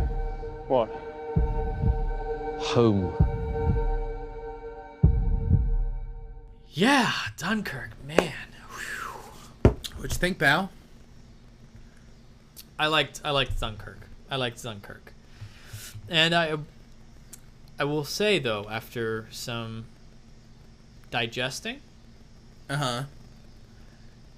I don't think let me just say I don't think it's a masterpiece. I don't think that I don't think it's a masterpiece. it's not a masterpiece, and I think it has some serious issues. I have some problems with it.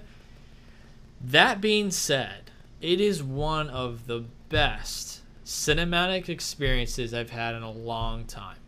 I saw this in IMAX. The big ass screen, really loud speaker, or really loud sound. And I felt every bullet, every explosion. I could just feel in my chest, and I really felt like I was there. And it is a movie that you experience, and if you have any mild interest, go see it on the biggest screen, loudest speakers you can possibly find, because it is made for that. And Totally. I just think it is an absolute amazing experience to have as a summer blockbuster. Holy shit. This is It's an unlike amazing summer blockbuster. It's an amazing blockbuster, and it's an amazing ride. Like, you have to go see it in theaters, especially in IMAX. But yeah, I think as we'll get into it more, we'll probably point out some things that aren't quite perfect, and things that don't quite click with me. I have some issues, but I highly respect this film too. Like we were talking about respect for the Planet of the Apes, I really respect this movie too, and what it tries to accomplish, and the things that it does well, it does really well. You know? And Totally. I really respect it for that. So I'm kind of on this border of It's definitely not perfect. It's definitely not a masterpiece, but the experience and the ride and what it does accomplish is very cool. So I mean, few movies are perfect masterpieces. Agreed. You know what I mean? Like, that's hard. yeah, what'd you think? I thought it was pretty amazing. I think, like, right after seeing it, it's hard to not just, like, judge it for what I didn't like. But Yeah. at the end of the day, there's so much shit in this movie that's just, like, really impressive. Agreed. I do think the scale is probably my biggest thing. Is that just the sheer scale of it is... It just, like, translates so well. Like, this beach filled with people. Yeah. It's all the people. It's shot in this big format. The cinematography is fucking amazing. Agreed. And it just... it captures that feeling really well. It does. It does. I would say my biggest problem with the movie is that I thought the first hour, 45 minutes, hour, I was like, holy shit, this movie is absolutely incredible. Like, I can't believe how good this movie is. Yeah. This is surprising me way beyond what I thought it was going to be. This is absolutely amazing. Yeah. And I think it has part to do with the fact that they kind of just, like, follow a guy. It starts, there's all these guys, it zips down, there's one guy, they follow that guy. Yep. He's just a guy. There's a bunch of guys, he's one guy, they're following him. You Yep. know what I mean? Yep. And I feel like throughout the movie, it not necessarily forces, but it's a little too late on the characterization. Yeah. Like, I feel like they start, and all I need to know is that he's a human in this scenario, and I relate to it. You know what I mean? Yep. And it's like, I don't relate to it because I've been in that scenario, but I'm a human, and this is terrifying. Yeah. You know what I mean? It's absolutely terrifying. It's like, I'm at war, and I can't just, like, leave. You know, we're all ready. You know what I mean? Like, Yeah. let's go, you know? Yeah. So, I feel like And you're just I waiting. feel like it worked better for me when there wasn't a ton of characterization and they were just presented as just like people. I don't know much about him, but I know he's a guy and I know he has a story. I don't know what that is, Yeah. but I know there is one. And I'm not saying they like told his whole story, but I feel like about an hour into the movie, they kind of start like not necessarily forcing, but they start introducing more characterization and more. Yep. And I would have preferred if they just kept it to a minimum and just kept it lean. You know what I mean? Because then it's almost like, to me, it's almost more effective because it's almost anyone. You know what I mean? Sure, Anyone sure. could be this guy. Right. And now it's him. But because you're characterizing it an hour in, now I have this previous hour that could have been used to characterize him that wasn't. And I don't regret that they did that. I just think if they would have stuck with that trajectory a little more, it could have been a masterpiece. And it makes it a little more frustrating, the fact that, like, it was so close to being so fucking good that, like, they, like, just missed it a little bit to the point where I think there's a masterpiece, like, in the edit. You know what I mean? Like, Sure. there could be a version with the existing footage that is, but I don't think that's the version that I saw. No, I agree. I think that speaking of edit, I think that the edit is actually kind of sloppy. I don't like how. I think a lot of people would agree with me by saying like the cutting from day to night didn't quite bother me, but I think it was very confusing for a lot of people. And I think like the kind of the three different storylines and how they kind of were cut together. Mm-hmm. For one, was a little gimmicky, but two, how it played out was like, it was confusing because you see a scene and it's really intense. It's like, holy fucking shit, I'm in this. Oh, I'm all in. Yeah. Oh my god, at the edge of my seat. Boats rising with water and cut to a completely different scene of people on the water Mark Rylance or whatever doing a different thing. It's like, I feel like if we had seen these scenes play out and then maybe cut or something, the edit felt a little weird. And I think a lot of Nolan films have always kind of bothered me at some of the edits that they do. Yeah. Well, Just he's feel a montage strange. boy. He loves It's a movie of montage, you know? It totally always, is. just a His movies are constant montages. Weird Yeah. blob montage that just kind of like rolls over itself. You know what I mean? That's exactly it. It's exactly it. But to me, I kind of liked the fact that, I mean, I'll admit that, like, when they had those titles in the beginning, I didn't go, okay, so they're cross-cutting multiple different timelines in compressed space, and they're gonna be, you know what I mean? Like, no, I didn't either at that point. Yeah, it didn't, like, automatically click, but I like the fact that they kind of just presented it, and they're like, you know what, like, we're just gonna fucking cross-cut this thing, and the way we're gonna do it is, like, it doesn't matter. We're gonna, like, construct the cross-cutting around each of these stories and, like, where it makes sense. And I don't necessarily think that was, like, fully successful all the time, but I appreciate that in a sense of, like, he's not making a movie with, like, a linear story and it just becomes a montage as it goes. Because that's been my problem with a lot of his previous movies. Yeah. Or at least recently. I'll agree that's a pretty good point. And I will say that it definitely made it more interesting, at least for me, because if it was just a straight story, it would almost would have been too straightforward, almost a little dull at times if it hadn't switched it up in the sense of having different times. Totally. And that just kind of that like pushes the excitement a little bit, especially with the score. Holy shit. And that's another discussion. If you wanted to say one other thing before we get into the score, I kind of cut you off. No, you're fine.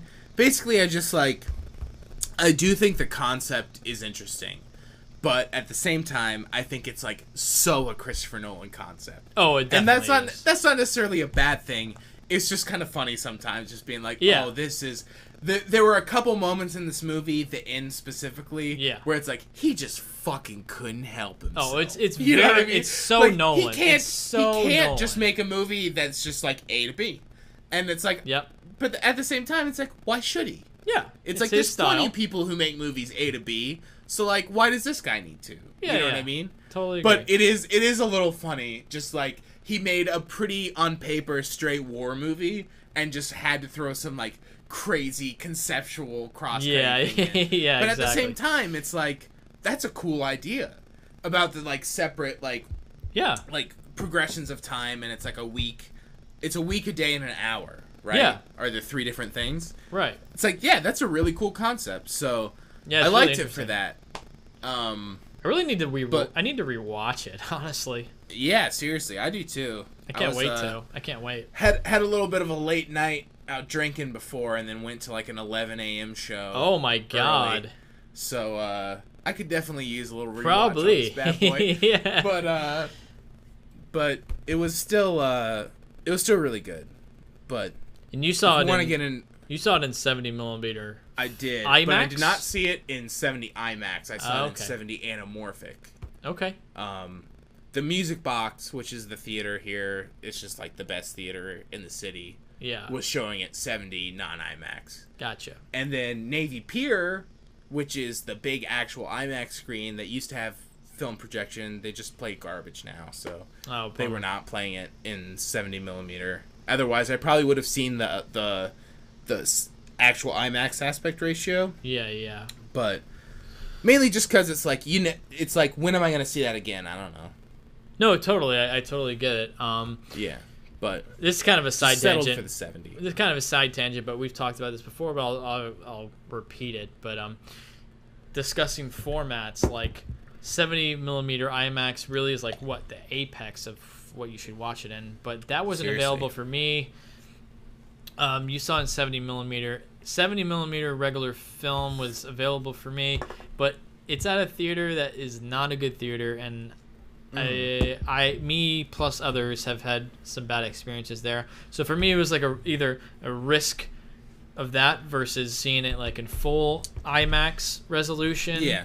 Plus I the sound, and I was like, I would have all done for the same sound. thing. Yeah. Yeah. And Because you know what? it's like- This sound, dude, I don't know how loud the speakers were for you, but it was almost obscenely loud in my theater. I will say, in my theater, it was to the point where sometimes when there were quieter moments just with dialogue, I couldn't understand what they were saying because it was so loud. Really? I think I missed like a small handful of lines from the sound. Yeah. But I mean, the rest of it sounded fucking incredible. But did it sound good still? oh yeah, Good. yeah, that 70mm sound, bud. Good. Yeah, the sound in my the IMAX that I went to, it's the only true IMAX in Orlando, and yeah, it was an experience. Like it was, like that first scene where they're running down and running away from the soldiers, and you see those bullets go off, those guns. It's like, You're like, oh, I am there right now. Like, holy shit. yeah.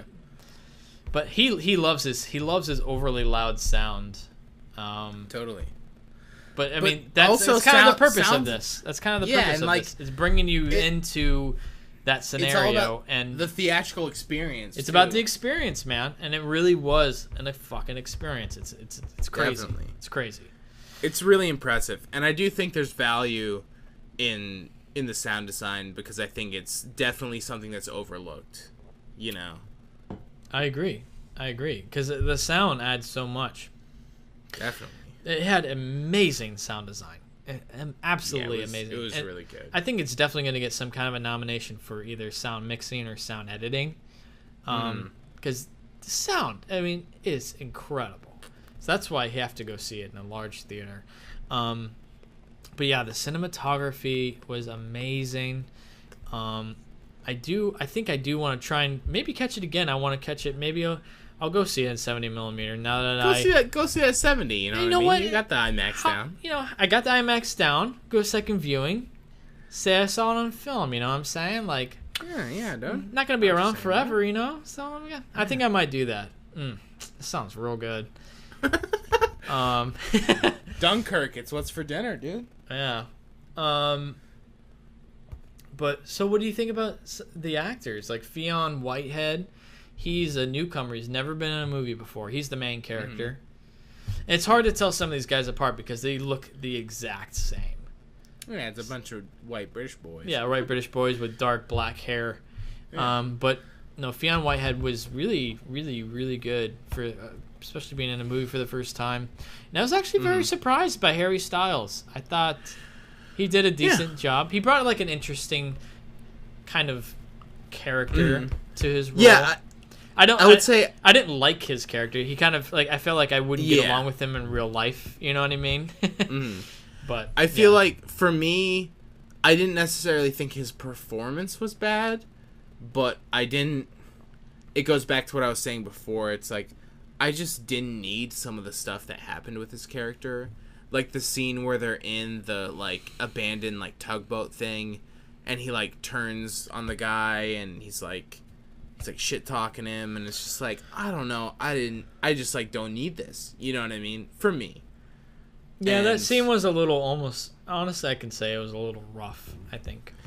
It was just like The scene it felt seemed weird. Like, it seemed like a thing where it's like, do we? I mean, there's so much drama happening. Like, we really need this extra drama right now.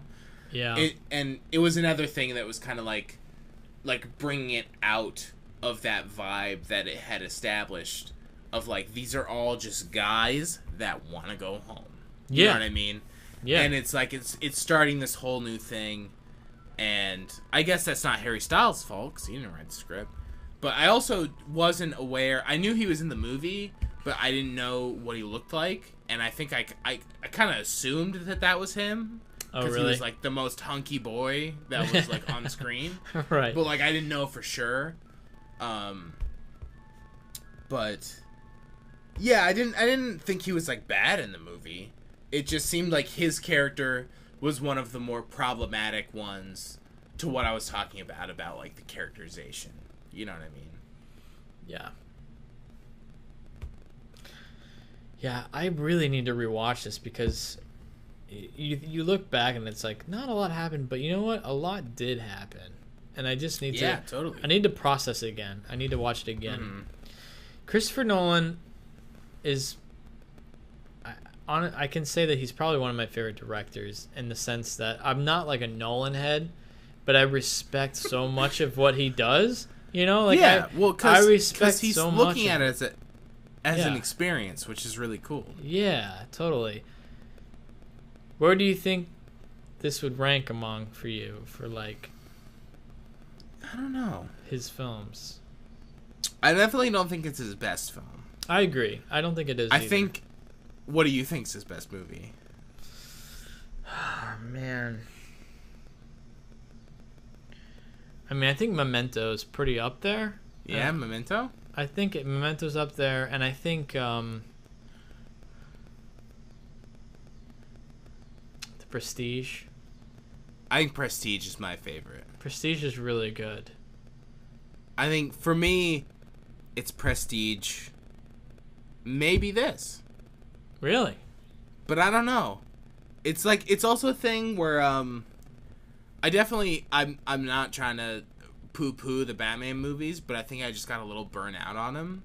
That's fair. So I think like that's fair. I can't cuz like when Dark Knight came out, I was like in high school. It's like just like all about it, you know, like it's the fucking best, like all about it. Saw it like 7 times in theaters. Like I did too. I was going crazy on it. Dude. So I totally just like burn it out to the point where like I don't know if I can like objectively judge that movie.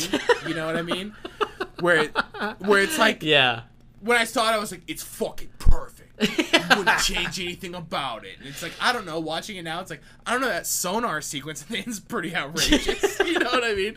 So it's like I don't know if I could like I totally understand, man. Like actually like feel like how good that movie is, because honestly I don't really feel like I ever need to watch it again in my life. Like I think I've seen it more than enough times. But it's pretty good though. Yeah. I mean, obviously. Oh yeah, I mean I'm not saying it's bad. It's definitely good, you know. Yeah. It's just like I had like such a relationship with it that it's just like I haven't seen it. I think I watched it with you the last time I watched it when I lived in Florida. Oh my god. Yeah, because we all watched it when we were going to Full Sail, right? Do you remember that? Yeah, I know we definitely did. Yeah. Yeah, I think that's the last time I watched it. Wow. Because before that, I'd probably seen it like 12 times or something. You know, I saw I think at least 3 times in theaters. Yeah. Yeah, and different theaters too. Like I went and saw an IMAX 70mm dome. Dark Knight. Whoa, dome! Yeah. Going dome on that. IMAX 70mm dome. It was fucking awesome. That's crazy. Anyway, I honestly think Interstellar. For me, I'm a big fan of that movie. I think that movie ranks above Dunkirk for me. Fair enough. I think, for me, if, and I'm not saying this to like toot my own horn, or like anyone else, but I think if like I sat with the edit for a day, that I would like that movie a lot more. I just like don't like, and I'm not saying like I could like add some great editing technique. I would just go in, out, every scene on Earth with like Jessica Chastain, delete. You know, just like keep it to space. You know what I mean? No, I get you. I just like that's the thing that brings that movie down for me. But I also it's like I don't want to poo-poo any of these movies because they're fucking amazing. Like he's great at spectacle. Experience down. He's got the spectacle. He's got the experience down. And listen, I know Interstellar is not perfect. There is some big fucking issues. But again, it's about the experience. It's about like totally. That's what it's about. So like I can look past after several viewings of Interstellar. I've been able to look past those flaws. Yeah. I know they exist, but overall, I enjoy it. So it's like, I can look past it. So I understand. Because some of the stuff in that movie is just like incredible. Some of the stuff's incredible, and some of it's really rough too. And like the time dilation thing is like a really interesting idea. They incorporate to the family thing, and it's really great. And it's like, wow, this is cool. no one's really explored this. That It I've also seen incorporates the first film to ever really incorporate actual physics and what would happen. They did research with the movie, and they discovered more things about reality and space-time travel while researching this movie. So it's pretty amazing from like that standpoint. Totally. But I'll say. Go ahead. What are you No, I was done. I was just gonna say the only movie of his that I'll poo-poo right now is Inception. You'll poo-poo Inception? I'm poo-pooing Inception Why? just a little bit. What did I have literally, I've tried numerous times. I can't get through it. What? I can't rewatch that. I've literally It's a good never, movie, man. I've never rewatched the whole movie again. Why? I can't get through it. Why? I can't. I fall asleep. I get bored. I think that the third act of that movie is just like a flaccid penis. like that, because like on paper it's like, Dude, wow, this it's movie good. ends with like a castle snow battle. That sounds amazing. And then it's like, oh, the end isn't as cool as the stuff that's already happened. All right. I feel like there's what sells it for that is the crazy fucking concept, you know? Yeah, and the cutting back of like the slow-mo truck falling off and like all that stuff. Time slower the further you go down. Yeah, it's definitely cool. It's just it's a little long, little indulgent for me. I don't know. I don't know. I've literally never been able to get through it again. I've only seen it the one time. That's insane to me. It came out in its entirety. I've seen it at least 5 times all the way through. And I'll say that saying, let me specify that I have watched it and then like fallen asleep or turned it off and then like come back a day or two later, finished it. But I've never sat there and been able to watch the whole movie in one sitting. It's a good ride. It. It's a good blockbuster ride. I'm sorry that you can't. But It's okay. Well, have you seen his other films? I think I've seen every single one of his films. Yeah, I've seen all of his movies. Following. Mm-hmm. Pretty good. Yeah, it's good. Insomnia. I forgot about that one, but I've seen it. Yeah, it's good. It's not as good as the original one, but it's good.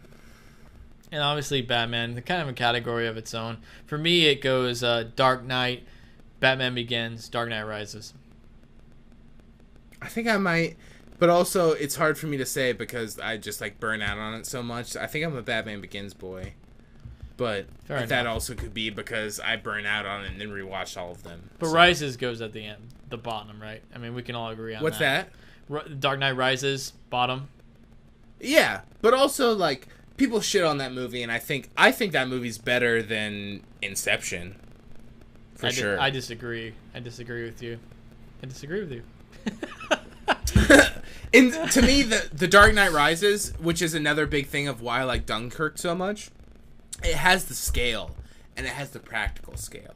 And it's like, I know in movies like Interstellar, they go for the scale, but it's like space and it's CG, so like obviously it's like, what are you gonna do? Go to space and shoot it? Not very practical. Yeah, but it just has this feeling of bigness that I appreciate people trying to bring to a theatrical experience. You know what I mean? I mean, don't get me wrong. I like Dark Knight Rises. I'm just saying. Yeah, I know. Yeah, I mean, I literally like every one of his films, but yeah, they're all good. Yeah. No, but I understand what you're saying. The thing with Christopher Nolan, he's got his Nolanisms, and he's got like you can tell a Nolan film the fucking minute you watch it. He's got his little quirks and he's got his little like character moments, like some stuff like on Dunkirk, some stuff on the boat.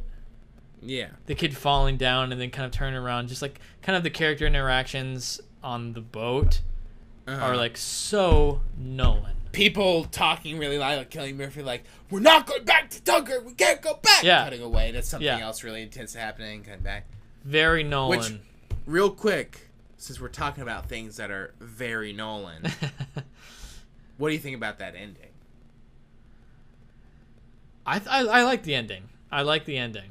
I don't dislike the ending, but I think it's a little weird I think it's a little weird with Tom Hardy's character's ending. I think it's kind of beautiful with the plane flying by. I feel like his plane was up there a little too long though. Like it's like at this point you could fucking fly home. You could fly home right now. Seriously. And make it. I did think that was a really cool moment though. Of everyone I agree. Watching the plane, even before he shot down the other one, just like gliding. Him just gliding. Honestly, cool. I was like, is the movie going to end right now? Yeah. No, it was great. It was great. It was like such a good moment. But I'll say, I don't think it's bad, but that ending was just like, Christopher Nolan couldn't fucking help himself. He had to do some big triumphant ending with score building really big, cross-cutting between all the characters with voiceover, and like... Honestly, how else do you end it though? How else worked. do you end it? It totally worked. It worked, but it's like the same thing I've seen from him. I know. Before. It's a like Nolan. The same ending. It's a Nolan ending. It's Nolan editing. It's all that. I felt like he was a little more subdued, especially in the beginning, and then it got a little more Nolan-y, but like I didn't mind it. Yeah. But then like right at the end, he's just fucking whipping it out. He's just like, fuck, I can't tell myself. I gotta be myself. I mean? Like, yeah. Yeah. And like I think the speech that he reads is effective, and I think it's good, but it was like almost a little distracting. It was like, of course there's this montage right at the end that's gonna build triumphantly to the... Yeah. But whatever. But you know what? It was a good moment. It's kind of like, all right, you're feeling the wrap and up. The speech is good. I like them. They get the beers and the train and that whole thing. Cool. And like the newspaper, it's like, that's cool. And you feel in the end and you're like, yep, this is Nolan ending it right here. Boom, boom, boom, boom. Yeah. Yeah. But, we did, or what we... I don't know. I feel like it was some... So Tom Hardy, and the thing we haven't really talked about is the Spitfire scenes. I thought, dude, the fucking cinematography, the Spitfires and everything, and dude, so awesome. Good, so those good. Fucking wide shots where it's just like it's super tiny in the middle, and you're like weaving in and out of the smoke trail of the plane. Yeah, man, amazing. All practical. It was amazing. All practical. It's real fucking amazing. Planes, dude. Amazing. Yeah, it's another thing, like we talked about Planet of the Apes and stuff, but like it's just an impressive movie. It really is. Like, man, they just like went out there and just like made it. You know what I mean? Like, they fucking really shot it at the English Channel. Real Spitfire planes, real people dressed up on the beach. Where not it happened. Actually wait, was it actually Dunkirk? Like the real place? Yeah, I'm pretty sure. Really? I know for a fact. That's pretty crazy to just like drop all these or like have all these like pyrotechnics and stuff. Like, no, I know for a fact that the planes, at least the planes, and the people on the parts on the beach, were really filmed where it really happened. That's fucking crazy. Yeah. So like that water where they're flying over, really the English Channel where they were flying over in that war, or that battle. Whoa. Yeah. That's wild. And them on the boat flying by, seeing the cliffs. We saw the cliffs. That's real. They really did that. Like, it's all real locations, man. Yeah. It's amazing. That's crazy. I just assumed that it wasn't where it happened, because I was like, well, they can't probably like blow up the beach where actual people got blown up. You know what I mean? It was so long ago, though. You know, like, yeah, no, totally. I just like didn't think that. I don't know. I didn't think about it. Yeah, that's crazy. Yeah, but yeah, it definitely gets at a tone that is really nice. That isn't like any other war movie I've seen, where, because there's really no like action like battle scenes. There isn't. It's all just like escape scenes, aside from the dogfighting. It's almost like it's almost anti-war film, and I hate the fucking comparison that every war movie that comes out, it's the best movie since Saving Private Ryan. It's like, oh yeah, it's not even comparable to that. Saving Private Ryan is about Like this scene, like this whole movie of Dunkirk can squeeze into the first scene of Saving Private Ryan. You know what I mean? Mm-hmm. Yeah. Like that beach scene. And then you have all this character story. You have a story. This is about one moment of them trying to escape the beach, and that's it. That's all it is. Yeah. There's no other character story. So people are like, where's the character development? Doesn't matter. It's about this one experience and you being in that mindset. And I really feel like I was in the mindset of, holy shit, too. I felt hopeless. Like, I'm never getting off this fucking beach. And having to go back, leaving and go back. crashing, and having to go back is insane. And I think they really conveyed that. Yeah. I think it's a really interesting message for a war film we haven't seen before, which is just fucking surviving, man. Just surviving being in the location of this war is sometimes enough, you know? It's like, fuck. And like all these, it's just, it had this definite like sense of desperation and just like absolute loneliness and terror that I think I've never really seen in a war movie before. Yeah, for sure. And I respect it for going in a different angle. Yeah. And this is what I was talking about earlier, when like it almost makes it more frustrating for me because I'm already in. I don't need to know all this stuff about all these people because I'm already just like translating myself into this scenario. You know what I mean?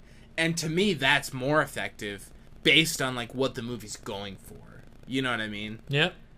I'm not watching it to see what happens to whatever the guy's name is and whatever the guy's name is by the end of the movie. I'm watching it to like see what it's like to be trapped in the middle of a war and not be able to leave when it's over. You know what I mean? Yeah. And it's not over. And I also, one thing before I forget, is I loved that they're on the beach, they're waiting in these giant lines, which is crazy, and like one plane, you hear it in the distance, like everyone's like, oh my god, there's one plane coming. Yeah. You know? In other movies, it's like, oh my god, they're coming, and it cuts like hundreds of people, you know, like walking with guns and like fleets of helicopters. You know what I mean? Like, granted, that's like farther on in the timeline, but one plane can do a shitload of damage. And, yeah, like, it's true. You know? Yeah, and they had nothing to stop it. There's nothing they could do. Yeah, there's nothing they can do except for go, all right, I'm gonna lay on the ground with my hands over my head because hope I don't get fucking bombed. There's one plane dropping bombs on us, but those are bombs. You know what I mean? It really makes you think about that. It's like one plane can fly over and kill 50 people very easily. Yeah. More than that, very easily. You know what I mean? Yeah. And it's like, that's 50 people. And I think it did a really good job at just like explaining that and showing that. You know what I mean? Yeah. Which again just makes it a little more frustrating when they're trying to like make more of a narrative, make more character stuff, and it's just like, I'm already in. I don't need it, bud. Yeah. Already in. You know. But you know what? That didn't even do it enough. I've talked to some people after seeing this movie, and there's a lot of people who actually didn't even like it, or they're disappointed. They're like, I'm confused by the timelines, and these are just like normal people I work with. I talk with about movies, but I tried to get a sense of and some kind of reading from people sometimes. And a lot of people just like aren't digging it. It's like, interesting. For me, it wasn't about like creating these characters and having this connection or any kind of connection. It's about living in this moment and just having this theatrical experience. Like that's what is the point of this movie. Totally. Because it's like, I don't need to connect with this character. Yeah. I just need to connect with the fact that he's a human in this scenario. Yeah. And then think about me being in this scenario and how I would act. Yeah. You know what I mean? It's not like, oh, I feel him because that happened to me and like blah blah blah and like, I can relate to him. There. Doesn't matter. It's like, well, no way I've been there. Yeah. But I connect with him on an almost primal level of just get me out of here. Yeah. You know what I mean? Seriously. Like, this is terrifying. Yeah. So it almost seems, it's like almost, I don't know, it's just, just keep it more basic. Keep it a little more trim. You know what I mean? Not necessarily in runtime, just in like, because it was nice and short. I love the this quick short. sidebar. Man, when I heard that was sub 2 hours, it's like, Chris, like, doing me right over here. His shortest film ever, and it felt For nice. good reason. Felt nice. Yeah. Yeah, it was nice place to end it. Totally. Yeah, I feel like, I don't know if there's something else I had to say, but I feel like We didn't really, we brought up score, but we didn't really get into it. Thank you. That was the last thing I had to say was, we brought up score, but the score, and I'm surprised we haven't talked about it yet, but the score is such a huge aspect of this movie. Like, it is such a driving, it drives the movie. It is a driving force of the entire film, and kind of just like a side thing that I've said to myself is like, it's kind of funny because if this didn't have the movie, or if this movie didn't have the music, it'd be kind of boring. It'd be kind of dull. There's just kind of be people waiting around. But that music really puts it into the place where it needs to be, because it's just like but like it's just constant tension, constant the moving. tone that's almost like a ticking music, clock. Yeah, the ticking clock. It never stops. The music never lets up, and you're just like intense the whole time, and that's part of the experience too.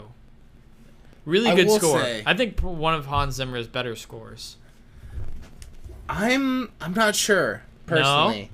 No? It's to good, me, man. There were parts of the score that were fucking amazing, and I loved.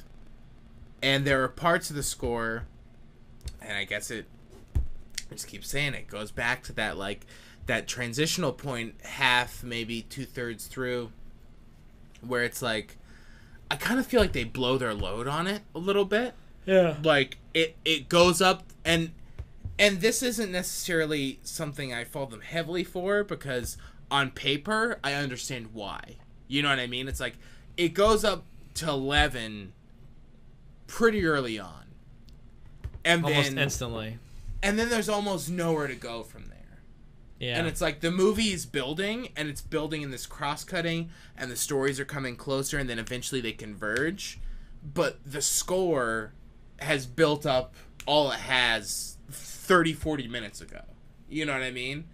So, like, I get that there's the point of, like, we're trying to put you in this mindset, and that, well, everything's at 11 when you just fought a war and you're waiting to go home and you might die. You know what I mean? Like, those are high stakes.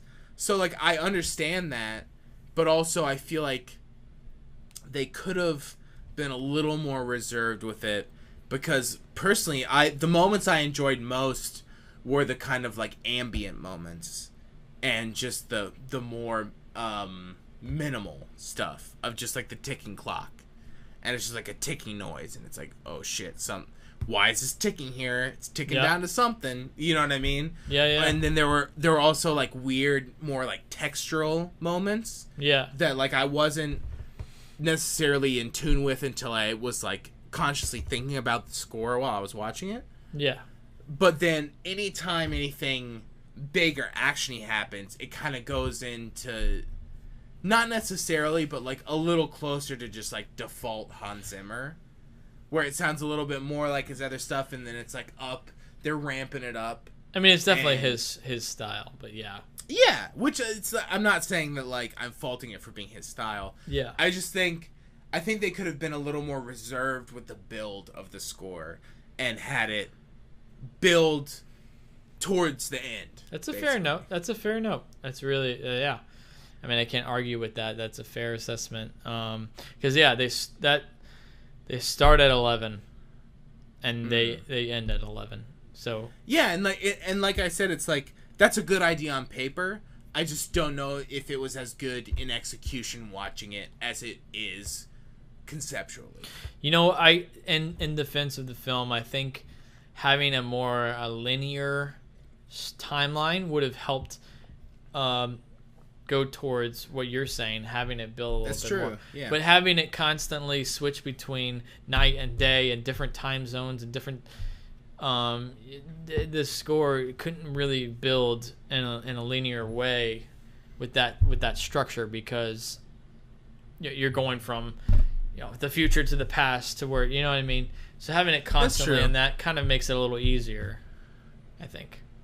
I got you. Yeah. So it's an interesting thing to talk about. But all right, so what do you rate it?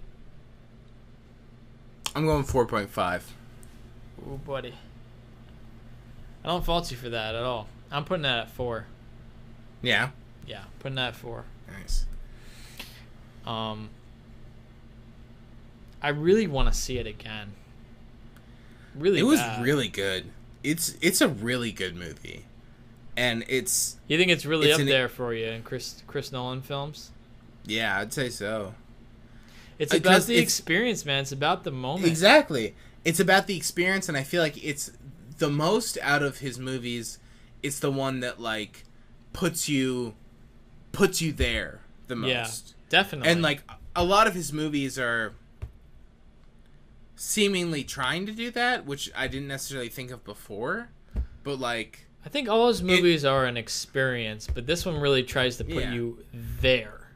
But like even Interstellar, it's like making you relate of like, what if you were gone, and like, what if this happened? Sure.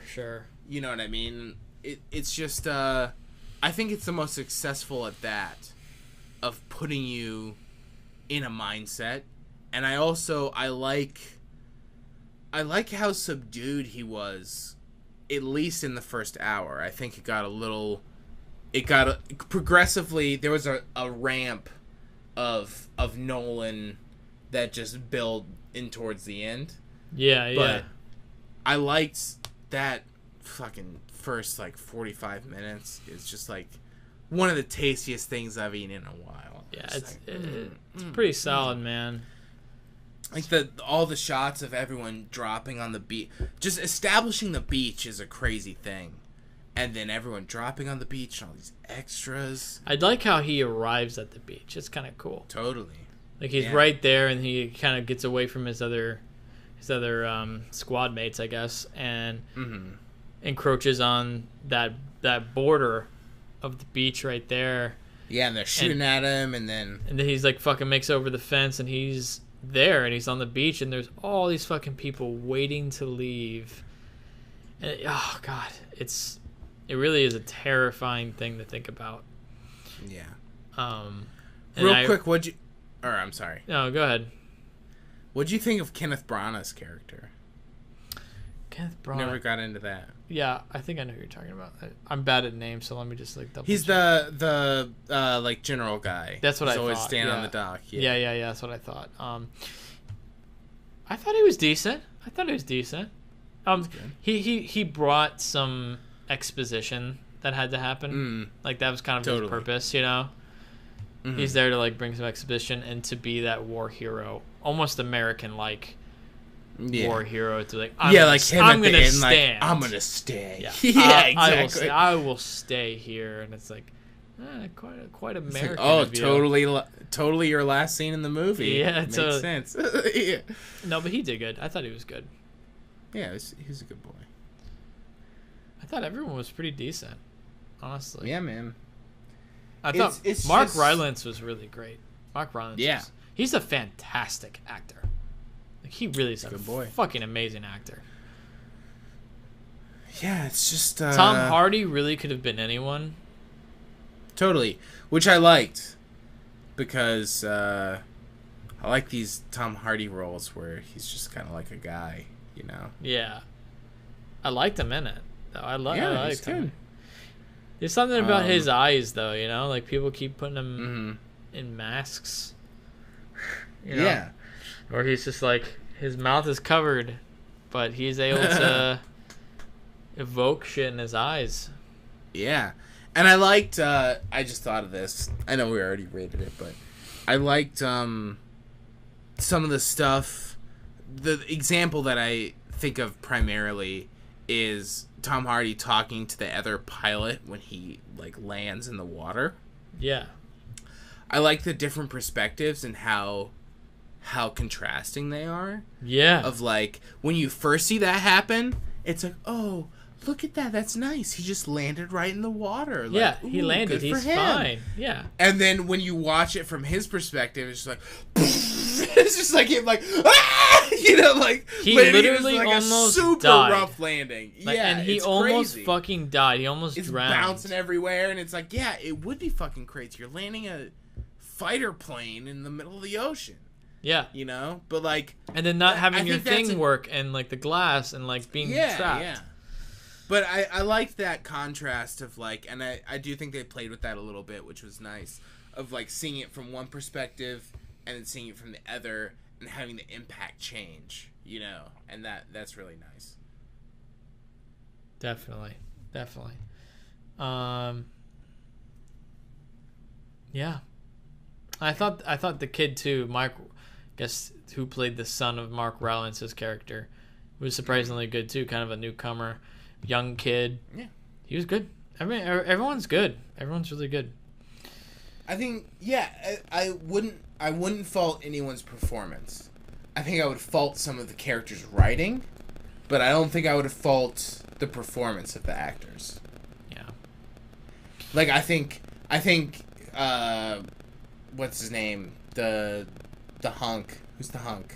Harry Styles. Harry Styles, yeah. I think he was a little overwritten, a little too much. He was more than I thought he would. A bigger part than I thought he would get. Yeah, totally. And I thought Cillian Murphy also a little overwritten. Yeah, his character was yeah. But all right, cool, man. I think we pretty much agree, but yeah, so you give it a 4.5, I give it a 4. That's great. That's gonna we're running up on time, I think, so let's wrap it up. Great Sturdy discussions. You know, I can't wait to watch it again. And I think we got two great films in here. I think we got some great films this year. This is another add-on for these films this year. Yeah, so again, let's just go ahead and wrap it up. You can find all of our episodes on iTunes, Google Play, Podomatic, YouTube, Facebook, Twitter. We're on Twitter at LTURAM Podcast. And that's going to wrap it up. And I'm feeling real toasty, Zach. I'm feeling very toasty as well. So it's probably good we wrap it up. How much did you drink? Did you just have like a bomber, or did you have bottles? I drank my whole baller thing here. Nice, your bomber. Well, all right, I think I slammed about. It's a tall glass. It's tall glass. Yeah. Let's see what my percent is real quick. Let's get a little count on the percentage. Mine's 7%. In cans, I had 4 cans. You had 4 cans? I did. So we're about even. I'd say. Feeling pretty toast. Maybe you more than me. You had 4 cans. It's crazy. But hey, man, I enjoyed it. Real great review, and hey, be sure to go to our Patreon page if you've made it this far and you really want to like support us. Honestly, $1. Come on. We're drinking great beers here, and hey, you can always email us at listentousrantaboutmovies@gmail.com for any suggestions or comments you have, and we'd love to hear them. So, Zach, good talk, buddy. Always a pleasure, bud. Until next time, take it easy, bud. Next time. Take it easy, huh? Peace out, man. Take it easy, huh?